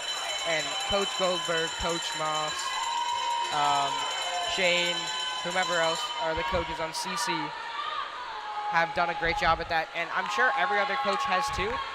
Just Finn and I have never been coached by them. we just heard the bell right there. We're getting into the final stretch here.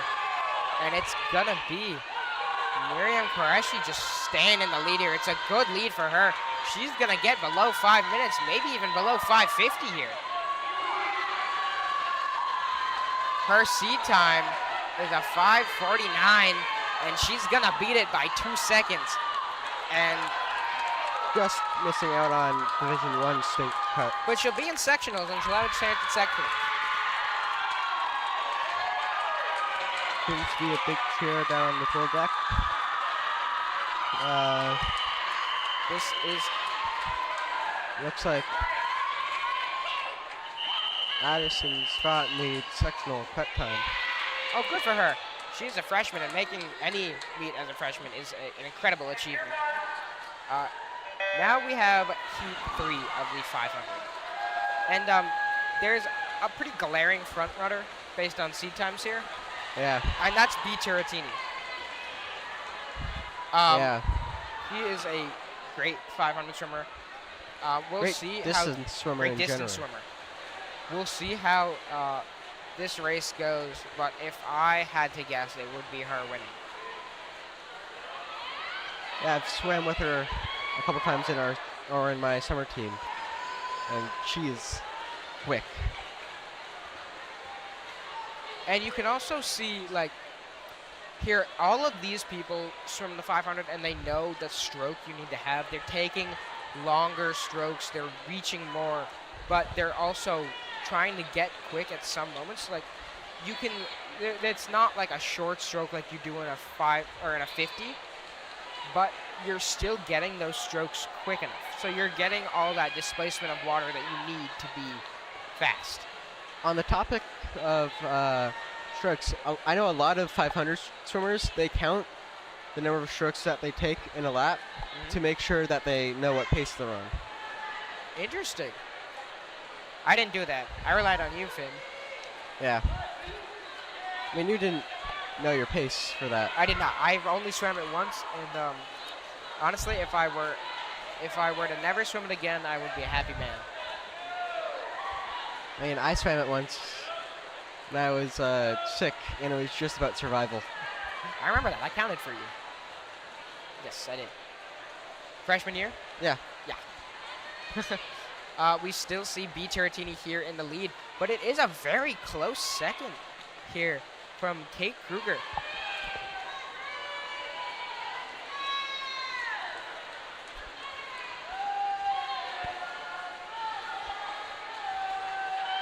They're real feel closer as we get to almost halfway.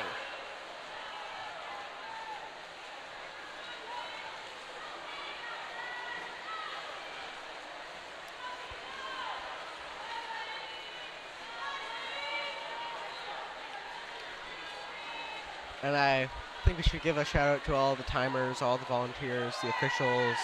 Yeah, you need it takes so many people to run a swim meet, and they are doing a fantastic job. I know All the people on the timing table. there are some people who love to do it, and some who do it just because they're asked to, and I applaud both because they're both very important to having this running. It's better than doing nothing. Indeed. And on that note, during the 500 as a timer, you don't have to do much. Yeah. Looks like a lot of them are just talking.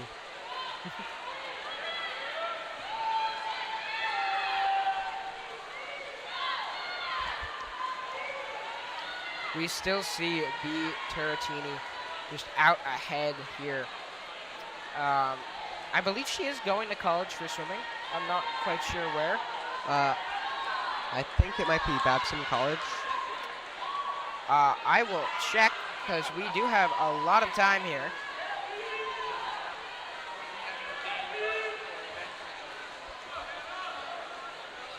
Does look like B is coming out with the lead with 3/4 of the race done.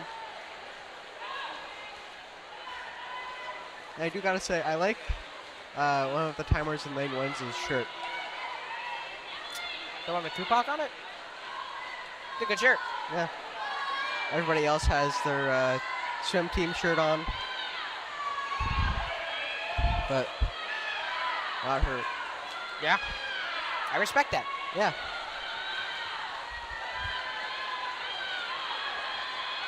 Let's see. B is going to Davidson. for Ah. swimming. Looks like. As we get into the final few stretches here, she has about, I would go with maybe a 4 to 5 yard lead. What would you say? Yeah. Yeah, I like that number. Maybe even a little bit more coming off this wall. She seems to be picking up the pace. Yeah, this is like the epitome of your second win here. You're Yeah. moving here. You know the race is like done soon, so you're just kind of trying to use every ounce of energy left in the tank here. And it looks like she's going to finish with a very, very good time. She finishes with a 5:08:04, which is a 4-second personal best for this season. I don't know what she said last season. I know it was also fast, but that is a crazy swim. That is quick. If it's 20 laps, Ben, you want me to pull up a calculator? no, I can do it in my head. It's like 30-second 50, I think. On average for 1050s is pretty great. Let's see. Maybe even a little bit quicker. You know, doing math out of swim meet. Gotta love it. Anyway, we have the 200-yard relay coming up.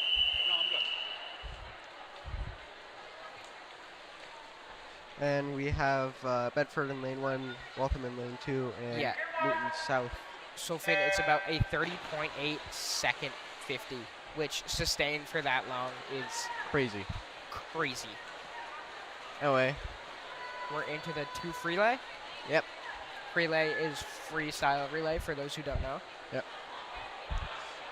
This is insane.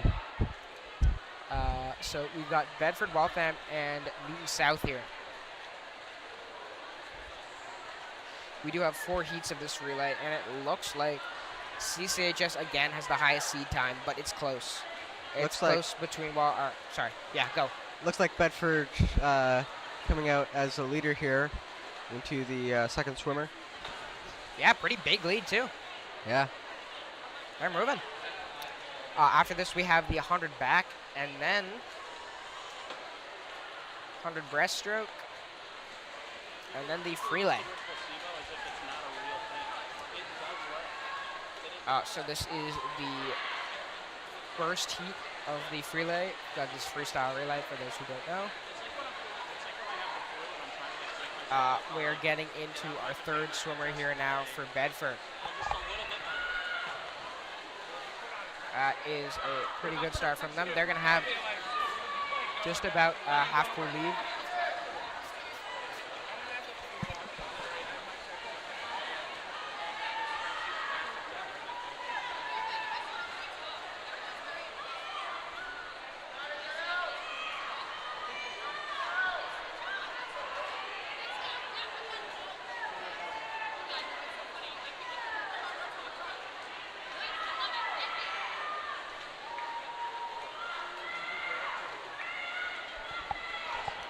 Alrighty, we're back. We're going.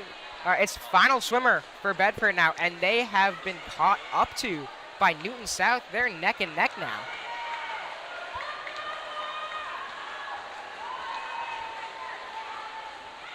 It's gonna be close.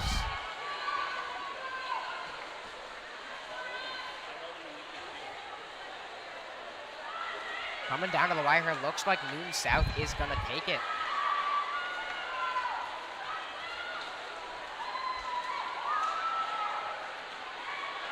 You know, anchoring the relay is it's really fun. It really is. And Newton South are gonna take it here. Yep. With Bedford not far behind, and then Waltham finishing us off.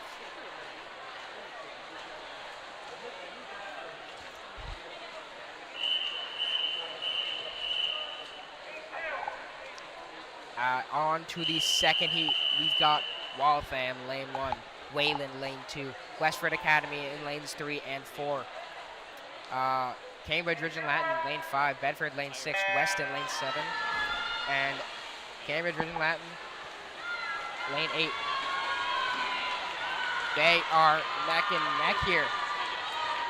Looks like we're gonna see lane 4. That's Westford Academy's B relay getting just a great turn there. They get there first. Looks like they're gonna get off the blocks first and second. They've got their 2 relays out ahead. Oh, sorry. They do not have their 2 relays out ahead. That is Cambridge Ridge and Latin. I apologize. We do still have Westford Academy out ahead. They are moving. Good turn from them. They're going to be out ahead coming into the wall. We've got their 4th swimmer up on the block now, half pool.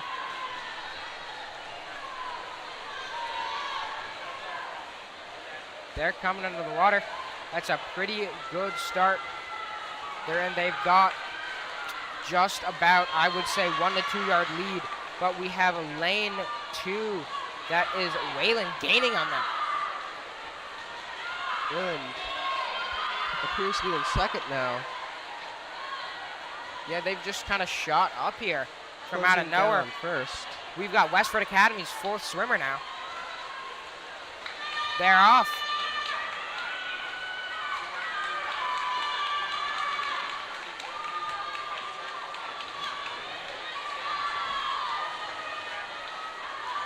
Good turn from Westford Academy there, moving. Looks like they are going to take the victory here in their final stretch. They've got just about in between 5 and 10 meters here.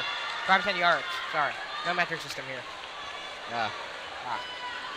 And they're going to finish with a 1:52.54. That is a great time. Interesting tidbit about the BeeDe pool. It's 25 yards one way and 25 meters the other. Yes, it's very, very cool. I've never seen the 25-meter side used. It's usually used for the CCHS Masters meet. I see. Interesting.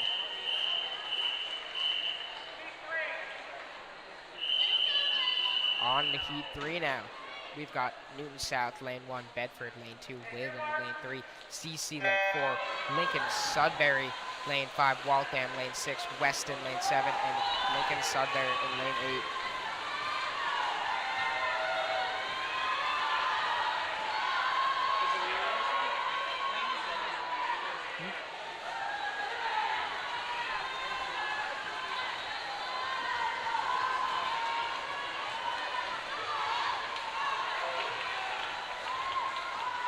it's lane 3 and 7 who get off the blocks at the same time. That's Weston and, or sorry, it's Wayland and Weston.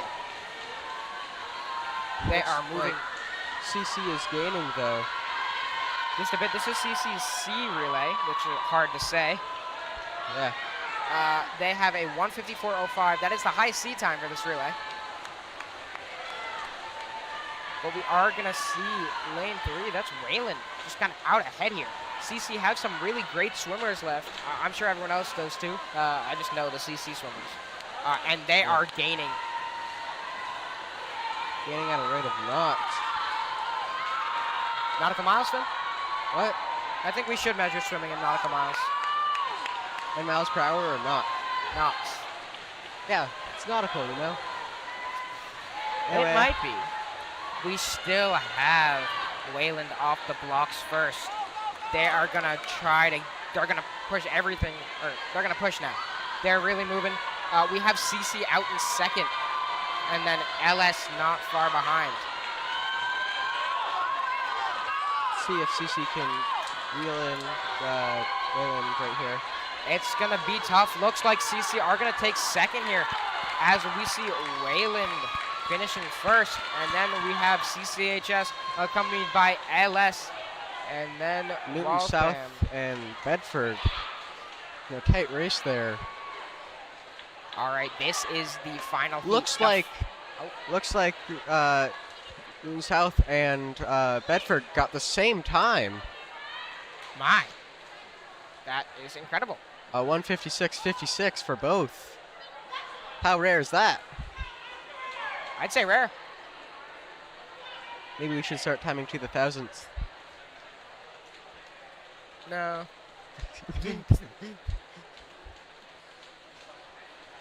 All right.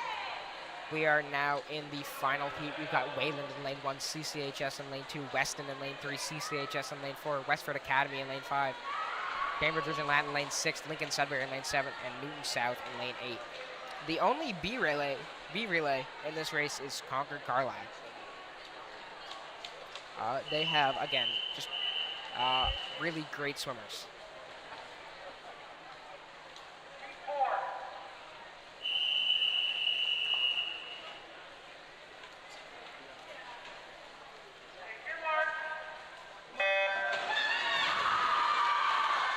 Is that your cousin in lane 2, Finn? Is that Caroline?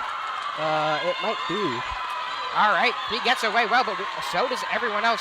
It looks like we're going to have lane 3. That is Weston off the turn. First, we have CC's B relay, not too far behind, and their A relay just trailing. It's a real close race here. We're going to have lane 3. That's Weston. They'll be just ahead off the first block. CC. Trailing. We've got CC from the first swimmer. trailing. They are highest seeded here, but they're just a bit behind. We're going to have Weston just getting to the wall first yet again. They are moving. And then we've got lane 1. That's Wayland. They'll be real close. They'll be gunning for that one spot. Does look like CC's lane 2 is gaining. Starts are good.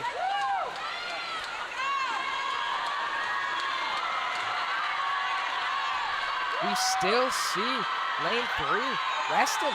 They are just moving here, but they're going to get overtaken by Wayland now. They are also really, really quick here. They're off the blocks first, and it looks like they're the team to beat now. They're just out ahead of everyone.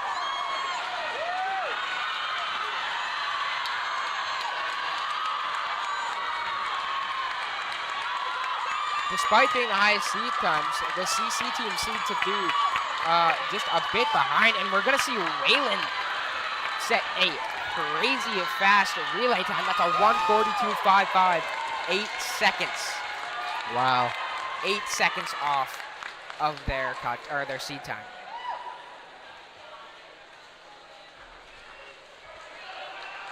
It does look like everybody in that heat qualified for states. Yes. And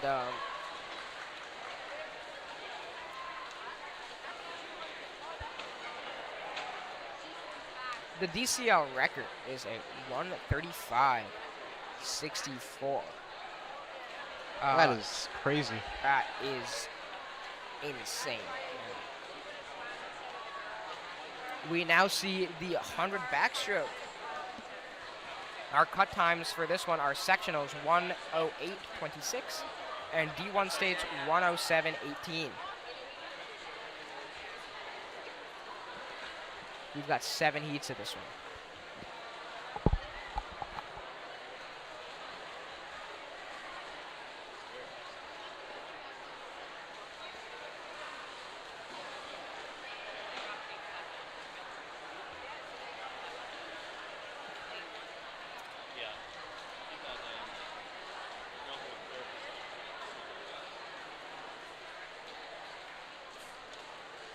They're preparing the backstroke starters on these new blocks for CC. These were the blocks I believe used at the 2024 Olympic Games. Not the exact blocks, but The type, yes. yes. We didn't buy the blocks they used. Pretty sure they're still there. You think? Probably. I don't know. You're probably right.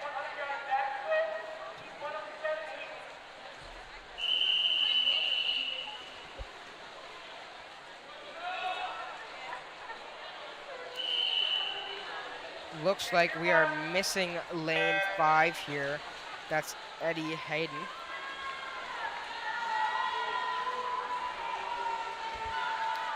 Good starts from everyone here as we're neck and neck. That's lane 3 in the lead here. That's Polly Kavanaugh from Wayland.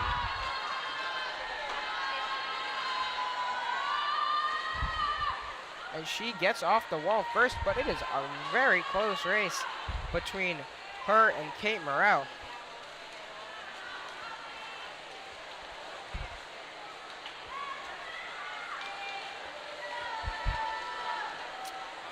They get to their second turn here now.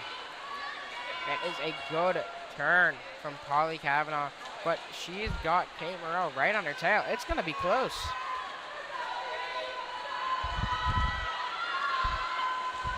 You would think that you would be able to breathe the most in backstroke, but that is not the case. Really? Yeah. I think you're swimming backstroke, Bronson. Or I might be. Yeah. Supposed to get your head back. That's true. Looks like we're going to see a victory for Polly Kavanaugh here from Wayland as we get over to the flag. It's going to be, looks like she will beat her seed time here by just about 6 seconds. And Kate Morrell will beat hers by 3. And we've got Isabella Cook here now.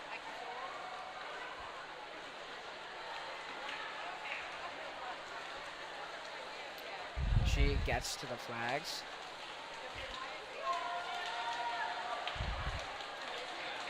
And a good finish for her. I like backstroke because you don't have to stay in the water after the thing. I like flyovers though because it sure lets you catch your breath Yeah, before you can get out. That's fair. That's fair. You can also look up and be like, "Oh, that was a good start." Yeah, you can cheer on your teammate That's true. or whoever's above you. We've got Heat 2 now. Heat 2 with Lucy Del Pena, Izzy Chino, McKenna Antonelli, Rhea Burati, Emily Yu, Savannah Mayo, Sasha Gupta, and Abigail Boret. And Lucy De La Pena is a friend of the podcast here. Yep. She's been on this team all 4 years of her high school career, I believe, as most people have. Yeah. It's a great sport at CC, great sport everywhere.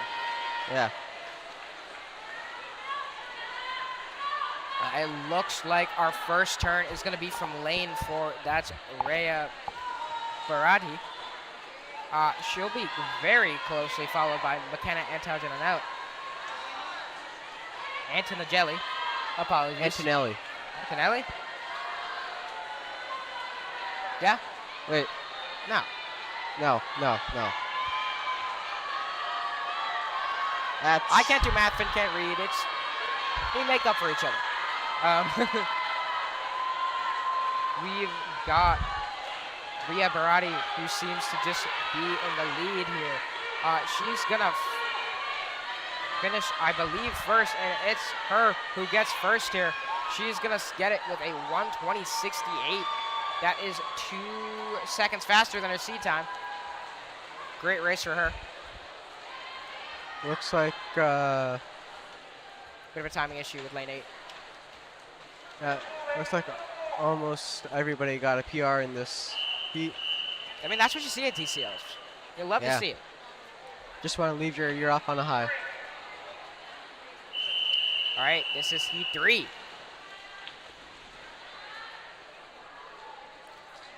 And a backstroke is, I would say, the most unique stroke in swimming.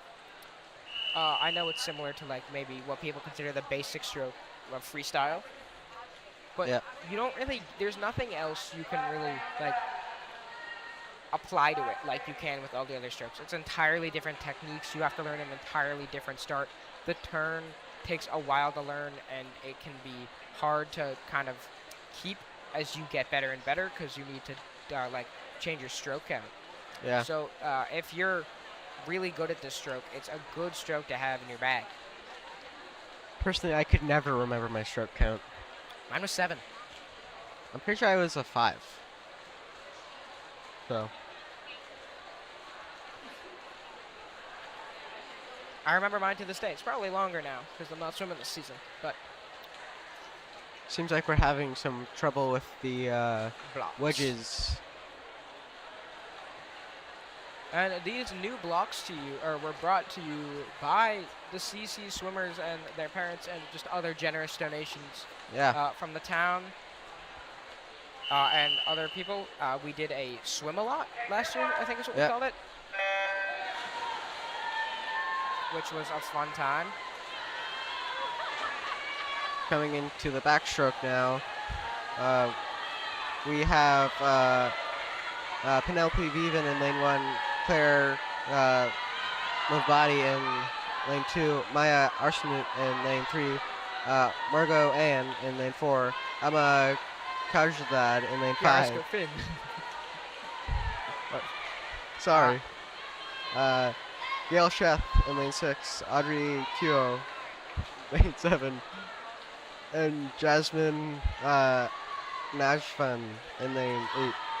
Yeah, looks like we see Claire Mabley out ahead here, but she is close with Emma Kjaersgaard here. It's neck and neck going into this turn. We'll see who gets off better because that might decide the race. Looks like they get off at about the same time, but Emma Kjaersgaard looks to just be ahead.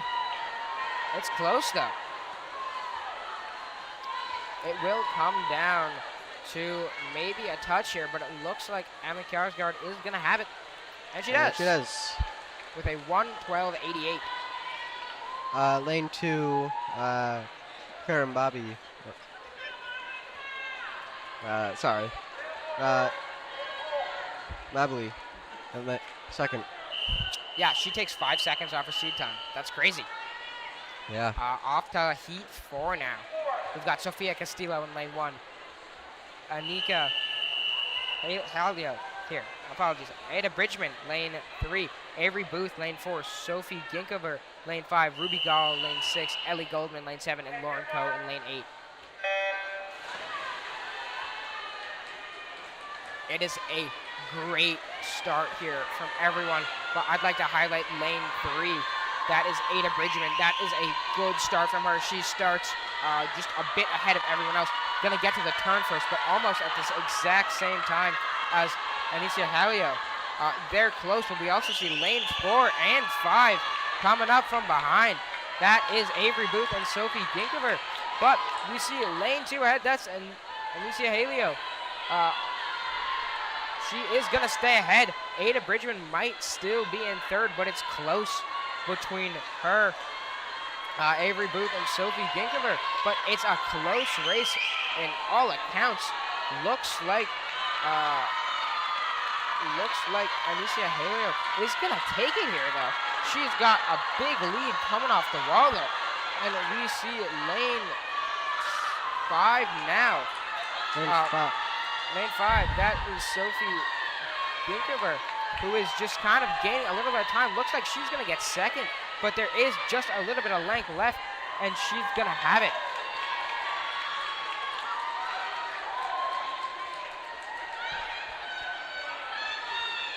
Going into lane 5 now. We have Amelia Hacker in lane 1. Sona Abraham in lane 2. Olivia in lane 3. Grace Spielberg in lane 4. Elizabeth Finn in lane 5. Maria Duarte Brother. in lane 6. Julia in lane 7 and Ashika Trehan in lane 8. And Anushka Trehan gets away pretty well. They're all pretty much neck and neck here. We'll see who gets to the wall first. Looks like it's lane 2. That is Sona Abrahamian. He gets off pretty well, but it is a real close race with 7 of our 8 contenders just neck and neck. We'll see who gets to the wall first. Looks like it might be Sona Abrahamian. She does get there first, but she doesn't get the best wall. Best wall is going to go to Grace Fettelberg in lane 4. But Sona Abrahamian is just going to stay ahead for most of this. She's got a strong stroke. She's got a good cadence. Looks to be working out. Her walls aren't as good as some of the other people, but she's making up the distance in the rest of the pool. It's going to be a close race between her and Elizabeth Finn, who's kind of just come out of the gates here.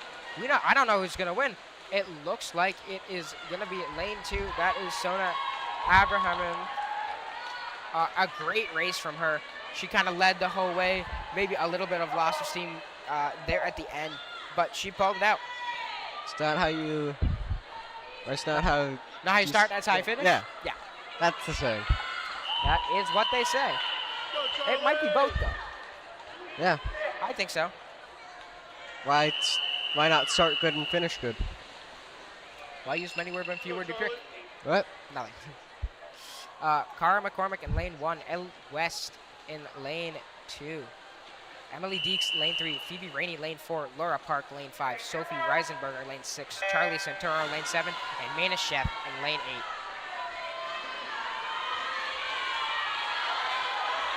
They all get away pretty well. Looks like lane 5 is going to get to the wall first. As we know, that is maybe the most important part. Lane 5, that's a Laura Park.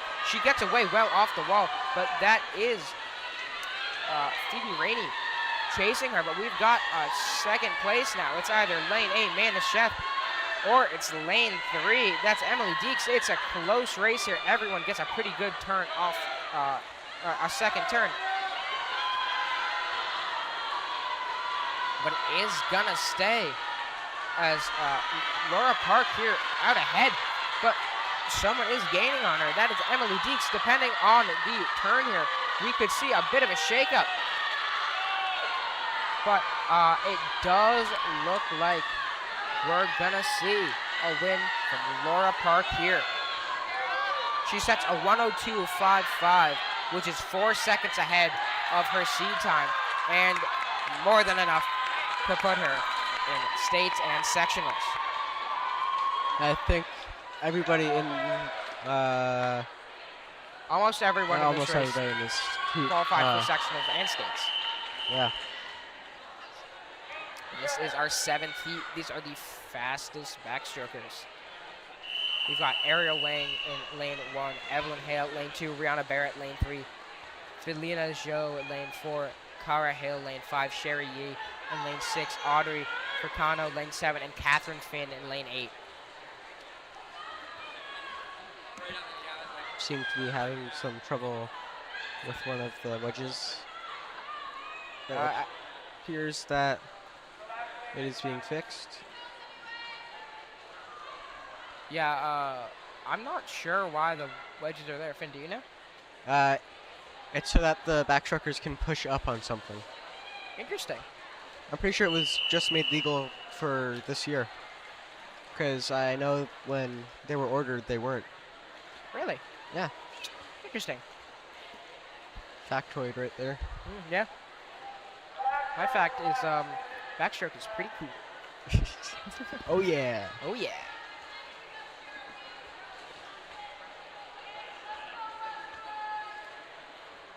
And it is still a pretty early Saturday morning for everyone here. Just about, I would go with 11:07 if I had to guess. I'm right. Wow. I can see a clock though, so don't give me too much credit. You can see an hour clock, but I don't. It just feels like 11. So it's just like internal clock. It's 11 o'clock right Yeah, now. it's there. I know. I just know. Lane. It's going to be lane 4 who gets away the best, far and away. That is a great underwater for her. That's the biggest lead we've seen off the wall here. That's Felina Jo here. That is a great start. She gets to the turn again, having taken maybe 12 strokes. Wow. Again, another great underwater. These turns from her are immaculate. That is incredible. Popping up at half pool. We've said before here that underwaters are the most important part of a swim, but this is a different beast. This is crazy. This is where underwaters really do matter because it is the fastest part of the stroke. But there is a rule that you have to come up before the yellow marker in the lane line. Was it the second or the first yellow marker, Finn? Second. Interesting. And it looks like Felina Jo is just going to take it here. And it's going to be a 58.70 for her. The DCL record, the DCL meet record, is a 57.03. She's 1 second off that. That is a crazy good swim. Yeah. And she beats her seat time by just about a second and a half. And she is a freshman. What? Jesus.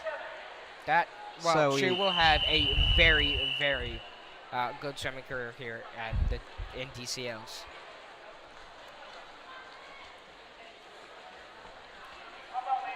A 58.70 as a freshman is... That's insane. That is crazy good.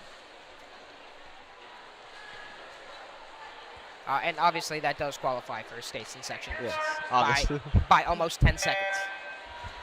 This is the 100-yard breaststroke now. We've got Peyton Gagon in lane 3. Daniela Chetkov in lane 4. And Rachel Brandon in lane 5. Breaststroke is one of the most nuanced strokes. You can look at everybody's stroke, and it will be a little bit different. Yeah, indeed. I think there's a lot of things between strokes. All form matters in all strokes. We can agree on that. Breaststroke is one of those strokes where form matters the most. Because one, you could get DQ'd if you're wrong about anything little. Yeah. And two, all of the power comes from form. Yeah. It is very, very important. And it looks like one of the easiest events, but it is not. Yeah, when you ask someone when someone asks you why do you have breaststroke, isn't just a point to be fastest, which has happened to me. It's interesting. I don't know why people would ask that. You technically generate the most power by expending the least energy there. Yeah. Because you're getting that full amount of power from the kick and the stroke in pretty close proximity. Yeah. And you also want to spend the longest time actually not doing anything. Yes. Because the glide is very important. And it's not like it's not tiring either. You're expending a lot of energy on each one of those. Yeah. And it's probably the stroke where you get the least amount of air in the event. I would disagree with that. I breathe least in freestyle, but interesting. But freestyle, you can get it whenever you want. That's very true. We have our winner here is going to be Daniela Svetskov, I apologize.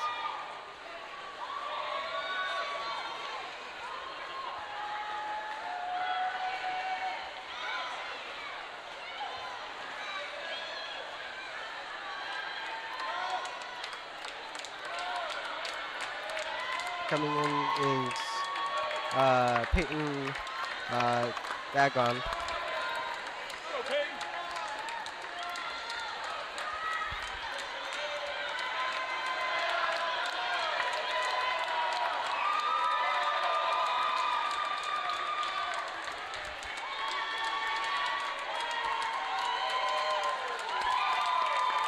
Now, breaststroke, right? It's a great stroke. It looks simple, right?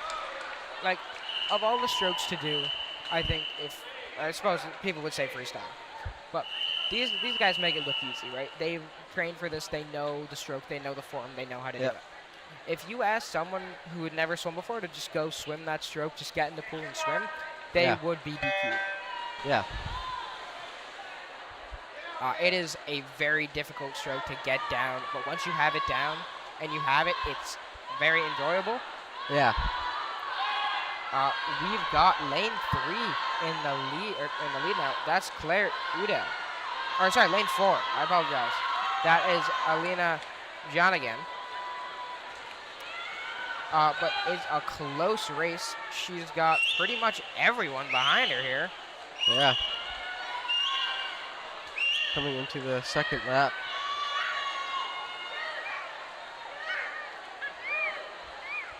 Everybody's Her 50 split is a 41.79. that would make her. She's on pace. Yeah, she's on pace to beat her PB. And it looks like she just has the best stuff for this heat, I suppose. Like, she's kind of stayed ahead. She had a great start. Good breaststroke pull out off her walls. She's just stayed ahead. She's doing a great job here.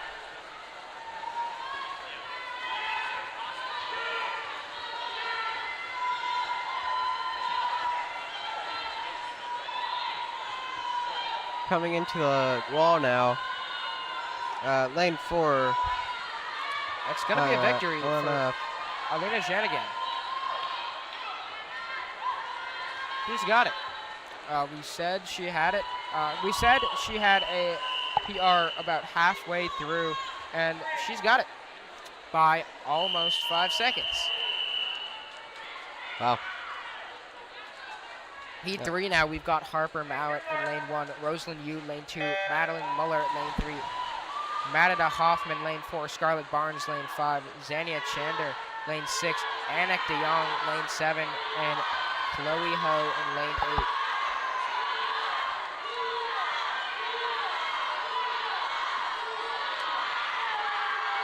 Coming into this now. All seem to be pretty equal, but 8, 7, and 6 seem to be ahead, along with 1. Yeah, you saw there, we all saw, I suppose, that Harper Mallett had the best pull out there. Her wall was great. She got the farthest on that, but we see lane 6 is about neck and neck with her. That is Zania Chander. Lane 6 definitely has the longest glide of all the swimmers in the pool right now. Yeah, we said this earlier about butterfly, where you really got to get into a rhythm of your strokes. I would say even more so for breaststroke. You got to get like that good rhythm so you can just keep going. You think in your head just how far you're going or how much you're doing. And it's very important. We're going to see Zaina Chander just ahead here, but it's close now. We see lane 5 now. That's Scarlett Barnes. She is gaining. And as well as lane 4, that's Madida Hoffman. Looks like she's going to take it here. Looks like Hoffman gets is going to take it. 1:27.38.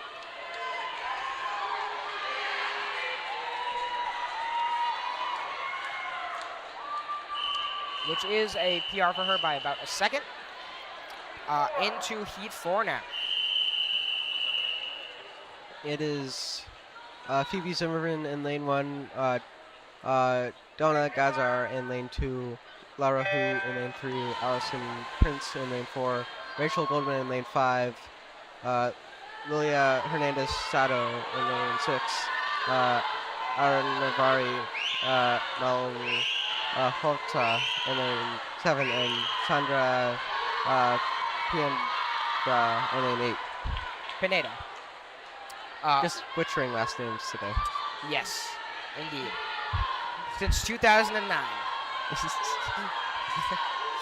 We've got lane 5 just kind of pulling out ahead. That is Rachel Goldman. She's going to be ahead here, but we also see Phoebe Zimmerman getting to the wall second by the looks of it. Her pullout is pretty good, a little bit shorter than others. We also see lane 3 gaining. That is going to be Laura Hugh, but Rachel Goldman is still out ahead by just a bit. Her, Phoebe Zimmerman and Laura Hugh seem to be the front runners here. They're going to be close here. Does look like just off the final turn that it is going to go to Rachel Goldman. Unless something can happen, but We're on to the flags now. Doesn't look like it. He First- is going to finish with a 22.89. for second place, lane 3, Lara Hu takes it. And then third goes to lane 4. That is Allison Prince. All right, we've got heat 5 now. We've got Everly Kroska 1, Grace Kolsman 2, Lily Baldini 3, Gabrielle Monica Fleming 4, Jenna Yazdani lane 5, Sophie DeBlanc 6, Ella Goldberg 7, and Arya Malhotra 8. And they are all neck and neck here off the start. All pretty similar pull-out distances here. We've got lane 3. That is Lily Baldini. She's near the lead, but it looks like Gabrielle Monica Fleming is gonna, Gabrielle Monica Fleming, I apologize, is going to stay in the lead here by just a bit, because next to her is lane 5. That's Jenna Yazdani. She's gonna stay ahead off the pullout though. She is going to be at the front for half pool.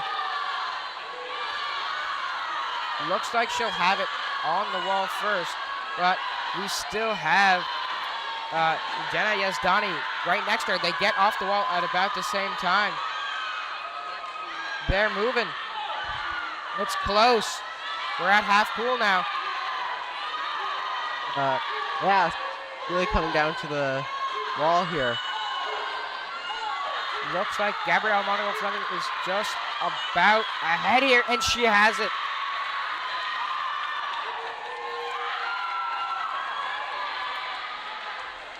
Yeah, what a race. Yeah, that was real close. She sets a 2-second PR though. PR's PR. PR's love it. PR. All right, heat 6 now. We have Natalie Greenway 1, Allison Bernstein 2, Ella Ortiz and Mason 3, Julia Jin lane 4, and Najali Misra lane 5, Shawnee Lovelace lane 6, Audrey Larson lane 7, and Thanthar San in lane 8. This is close. Seems to be a cheer going on down at this pool deck. That's one of the best cheers. You see it in breaststroke a lot. You also hear up. The pool, Yes. that's always a good one. Again, they're all neck and neck. If I had to pick a front runner here, it might be lane 4, as she did have the best pullout last time. That's Julia Jin. However, it does look like lane 5 is coming out as the leader. That's But just as I say that, lane 6 off the wall, that it's was getting a close. great pullout. That's Shawnee Lovelace. And lane 1 also appears to be gaining. That's Natalie Greenway. They're all really close. It's neck and neck for everyone.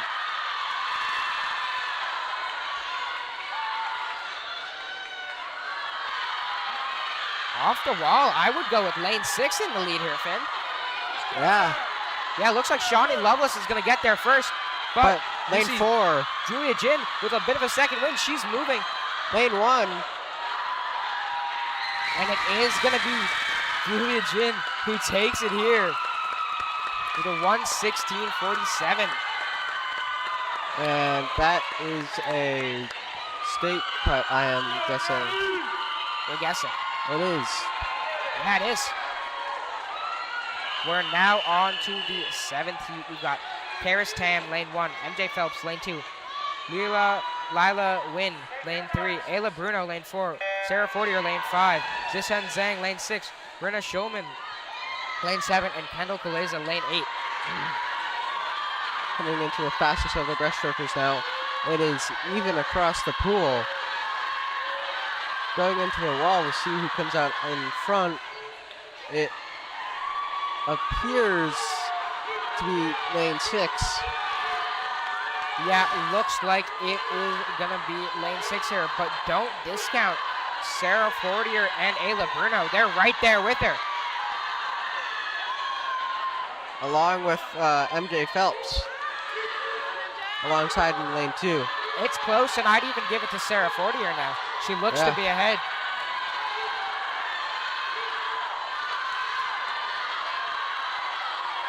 Off the wall, looks like she's first. Pullout is good. She's gonna get up just second. It's really close here. She does have a bit of a longer glide on her stroke, which is gonna aid her just a little bit in getting that touch. We'll see. However, coming into the wall, it looks like Fortier. Sarah Fortier is gonna get it. Okay, 1:10.09. That is a 2-second PR for her. Wow. 1:10.09, you said? Yes. The event was won last year at in 2025 with a 1:10.40. So I'm pretty looks like- sure Sarah Fortier won states for breaststroke Oh, did last she? year. Yeah, if I remember correctly. Well, it makes sense. Yeah. All right, we're on to the 400 relay. Relay, for those who don't know, is the freestyle relay. This is a 400-yard swim, which means everyone swims 4 lengths of the pool. Yep. Our Just using slang here. just using slang here. Our first heat is Cambridge Region Latin, Waltham, and Bedford.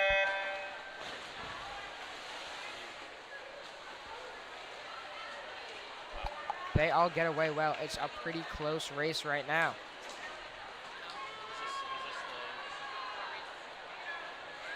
This is one of the events with the most people in it. Yes, we've got 4 heats. We've got, how many teams, Finn? You count. 1, 2, We've got Cambridge Region Latin ahead here, but just by a bit. Coming to the second turn now.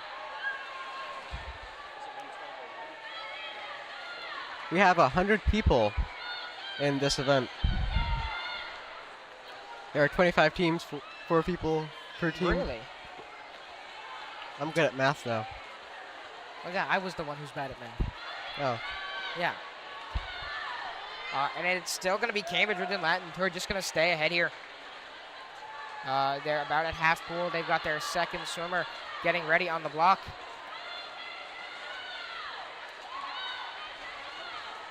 Going in. Using the hand trick to make sure that they don't false start. Little bit of a rocky start there, A little bit deep of a start, but still got her far enough to be a good enough start. She's at about half pool by the time the other two get to start.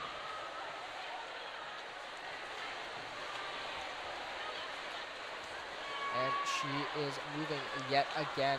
She's gonna be again at about half pool when they get to their turns. This is Cambridge Region Latin.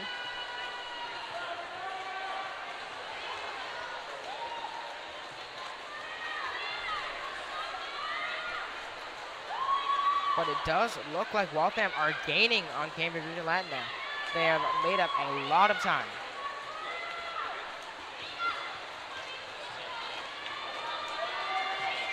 And it looks like they'll get the overtake, I would say, by right after the wall. Yeah. It's a long event, though. It is indeed a long event. Second longest event, Yeah. at least yardage-wise. We see Waltham gonna overtake Cambridge Region Latin here. It'll be close, though, on the start. It's gonna come down to these two swimmers for a lot of it. Yeah. It's really going to come down to how they start. Looks like lane 4 went a little bit deep there. It's a pretty equal start, but lane 4 is just a bit too deep. Loses a little bit of speed there, but it's all right. Looks like Cambridge Ridgeland pulling ahead again. They might be able to get another lead here.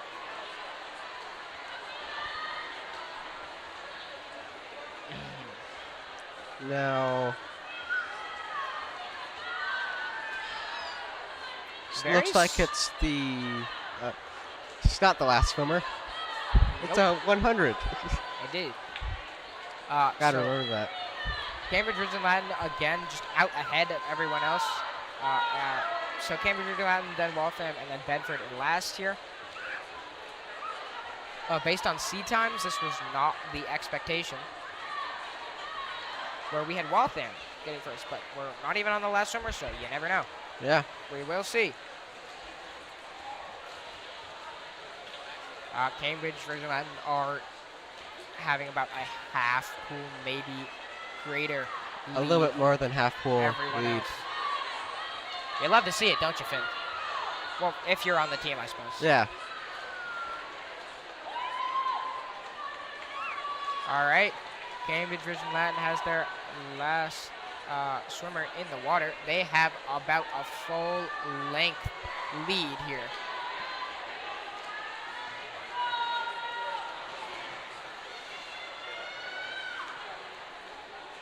Coming up to almost an entire pool length ahead. Yeah, maybe more by this turn. It's getting close. Turns are at about the same time. Cambridge and Latin are just going to stay ahead here. They've got about, I would say, pool length ahead on this last stretch.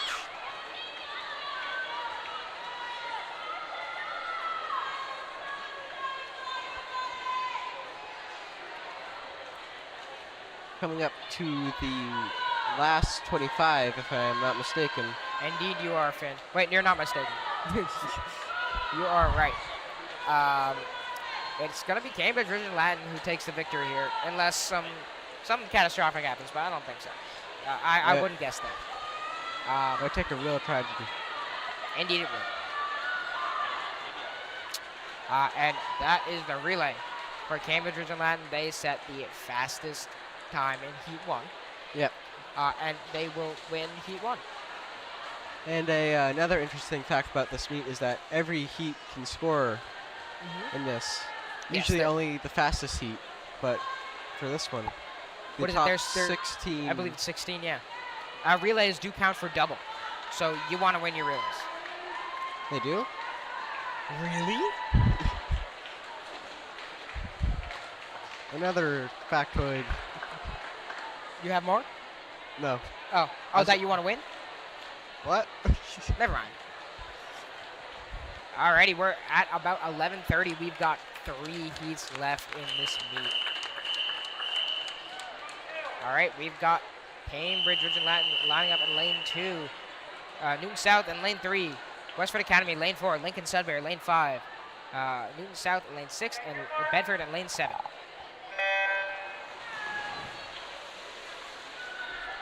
Coming off the start, it's all even.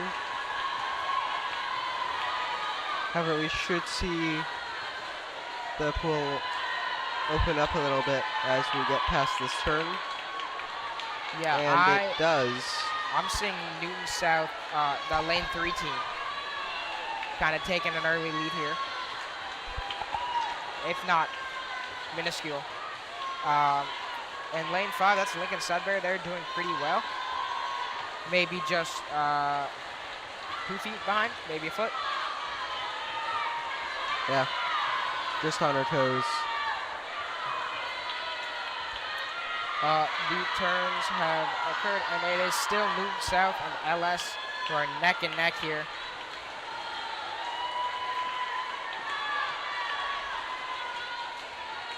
It's going to be Newton South who gets the first start. It's a good one.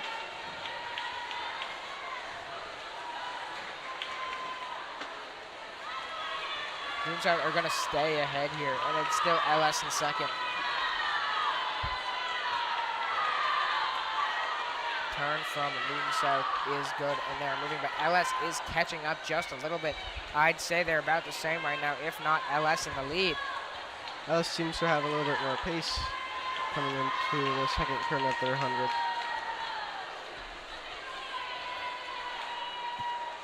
However, does look like lane 3, Newton South, got a second win there. Yeah, they're moving now. They were losing steam a little bit, but they are, I'd say, the quickest in the pool right now. Yeah. It does seem like LS is going to overtake, though. It's a constant battle between these two. And there's a bit of a secret danger here in lane 4. That is Westford Academy. They're just trailing right now.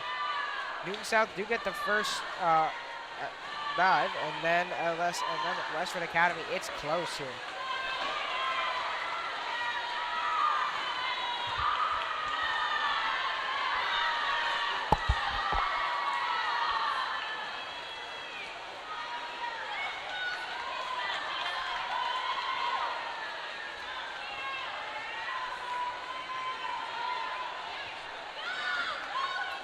Alrighty, we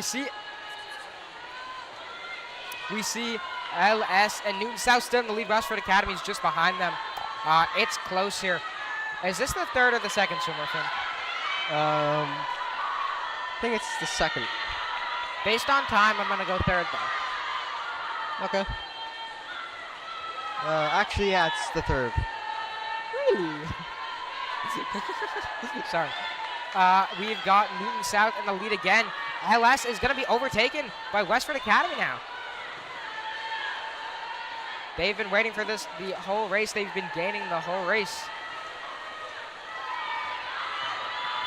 But it's just going to be Newton South who stays ahead just a bit longer. LS is losing a little bit of steam. Looks like they're going to be in third for just a bit longer now. Newton South are still in the lead, but it is close behind them. Newton South is moving. Yeah, they are. It is Westford Academy, right behind them. Yeah.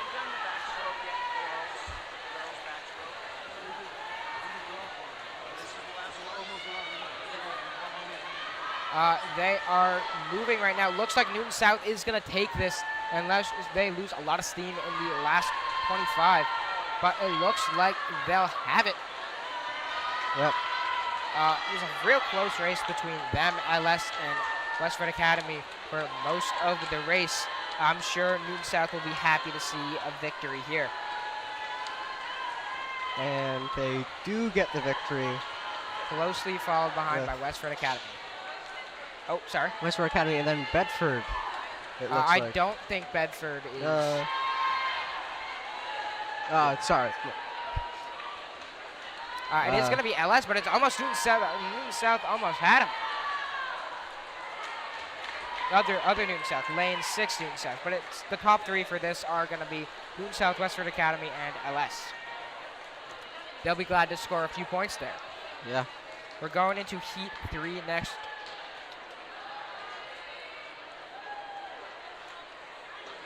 Where seat times are starting to get low. Very low. Our highest seed time is a 3:42:70 by none other than Concord Carlisle High School.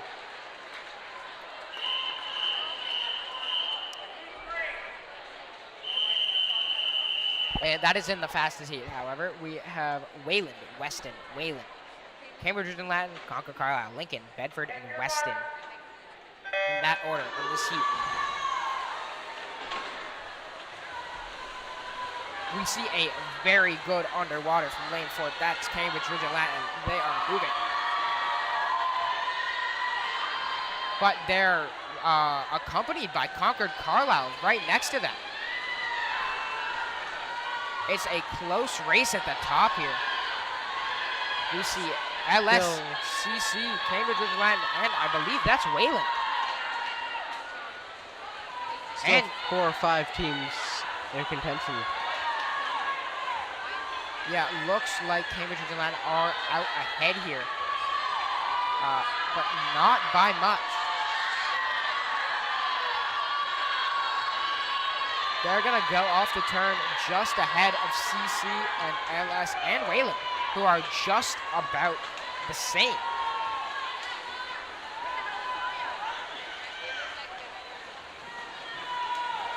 good dives from everyone.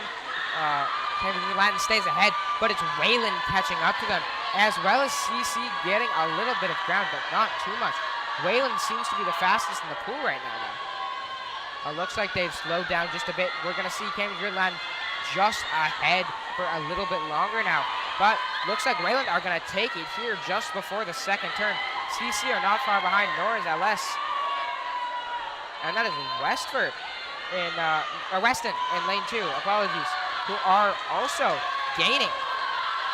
It looks like it is Wayland, Cambridge Latin, LS, CC, Weston, then Wayland again, ranking-wise now. Yeah. There's been a lot of order changes this race. Yeah, we still see that lane 3 Wayland team just a little bit ahead. Good start from them.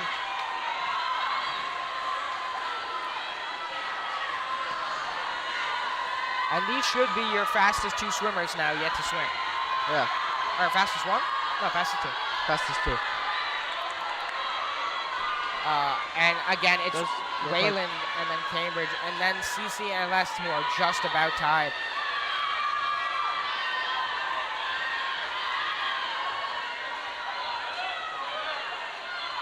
Looks like LS coming out in front off of the wall. By just a bit, but CC are making up a bit of ground there. CC's making up a lot of ground there. It is going to be Cambridge Latin who retakes the lead. I did not see that coming. And they have a bit of a substantial lead here. Maybe just about a yard. Coming into the anchor now. Good start from Cambridge Latin. And then we have Weston. No, Wayland in lane 3. We have our top 4 in the water now, and it's not close. Cambridge Latin are blowing every other team out of the water. Not literally. No, not of course. And it's not close. We'll see if anything can happen. There is a bit more time to have some changes, but the order now is going to be Cambridge Latin 1, Wayland 2, CC 3, and LS 4.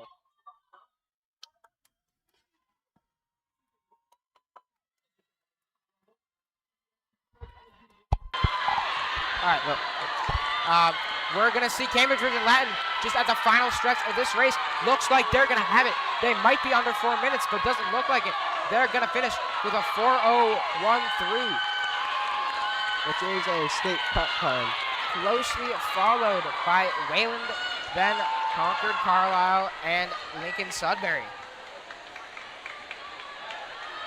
Now we come up to the final heat of the girls DCL Championship. That is true. We're going to have a bit of quiet here for a moment, because there is a bit of a tradition here. I don't know if it's CC or everyone, where you got to put your hands up, you got to wave your fingers and go whoosh. Got a whoosh. I don't know if they still do that, though. I bet they do. It looks like they are. They do it. All right. It's not starting yet. We can still talk. We've got New South lane 1, Westford Academy lane 2, Weston lane 3, CCHS lane 4, Wayland lane 5, CCHS lane 6, Lincoln Sudbury lane 7, and Westford Academy lane 8.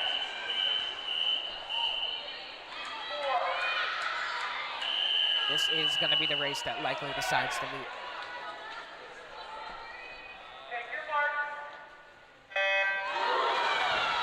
That's a nice whoosh there. It was indeed a nice whoosh there. Everyone gets away well. CC might have the lead here. CC does have the fastest seat time here. They do get to the wall first. It's a good wall for them.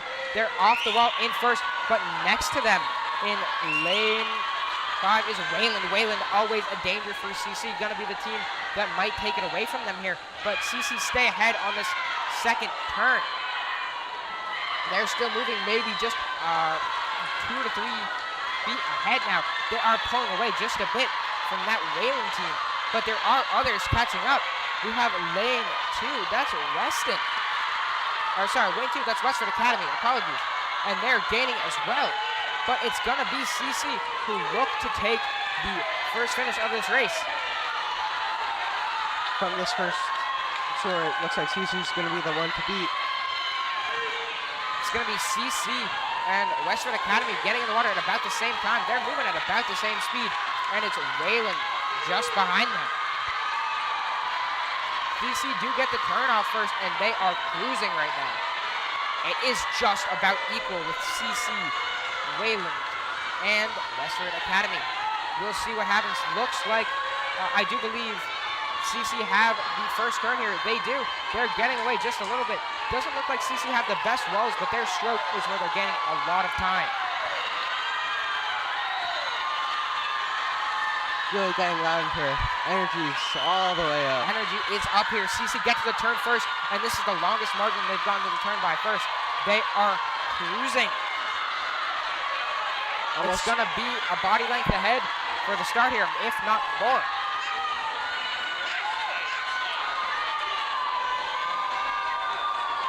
Great start from CC there. They're going to try to extend this lead just a little bit more.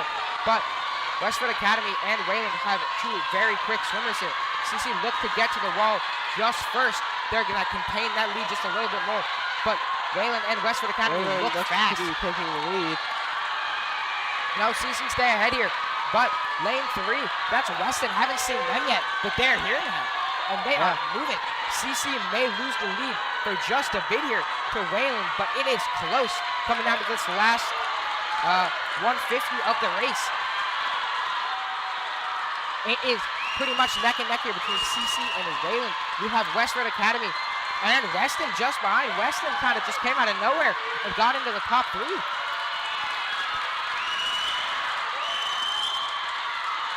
Gonna come all down to these anchors here. Let's see what Wayland who gets the first start. Then Weston and then CC. Let's see if CC can make anything happen in this last 100. It is B Turrettini swimming for them. That is their fastest 500 swimmer. She knows how to swim distance and she's fast at it. She is moving now. It is Wayland and then Weston and then CCHS here. Reeling them in. Westford Academy have kind of just fallen off a little bit during this race. CC are gaining in this last 50. See if they can make something happen here. It's gonna be close. Looks like B Turrettini is catching them. He is moving. She's gonna overtake Wayland now. It's just one more person to go. Can she get them in this last 25? Oh, it's Weston versus CCHS Looks like coming it's down gonna to the wall. It's gonna be whoever can out-touch each other. Let's see. And it is gonna be a Weston victory here with CCHS coming in second. It's so close there. Wow. What an ending. First and second decided by 3/10. CC did not beat their seed time. They were about 7 seconds slower. So if they can meet their seed time in states, or because they're qualified for states, this relay will be swimming at states. If they can have this back for states, they will be golden. Yeah. And it does look like gotta get my paper right here. Weston did improve on their time by around 6 seconds. Wow. What a race.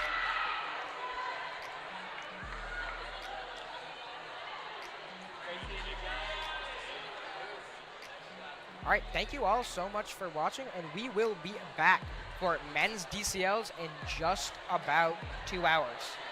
Yeah. All right, thank you all so much.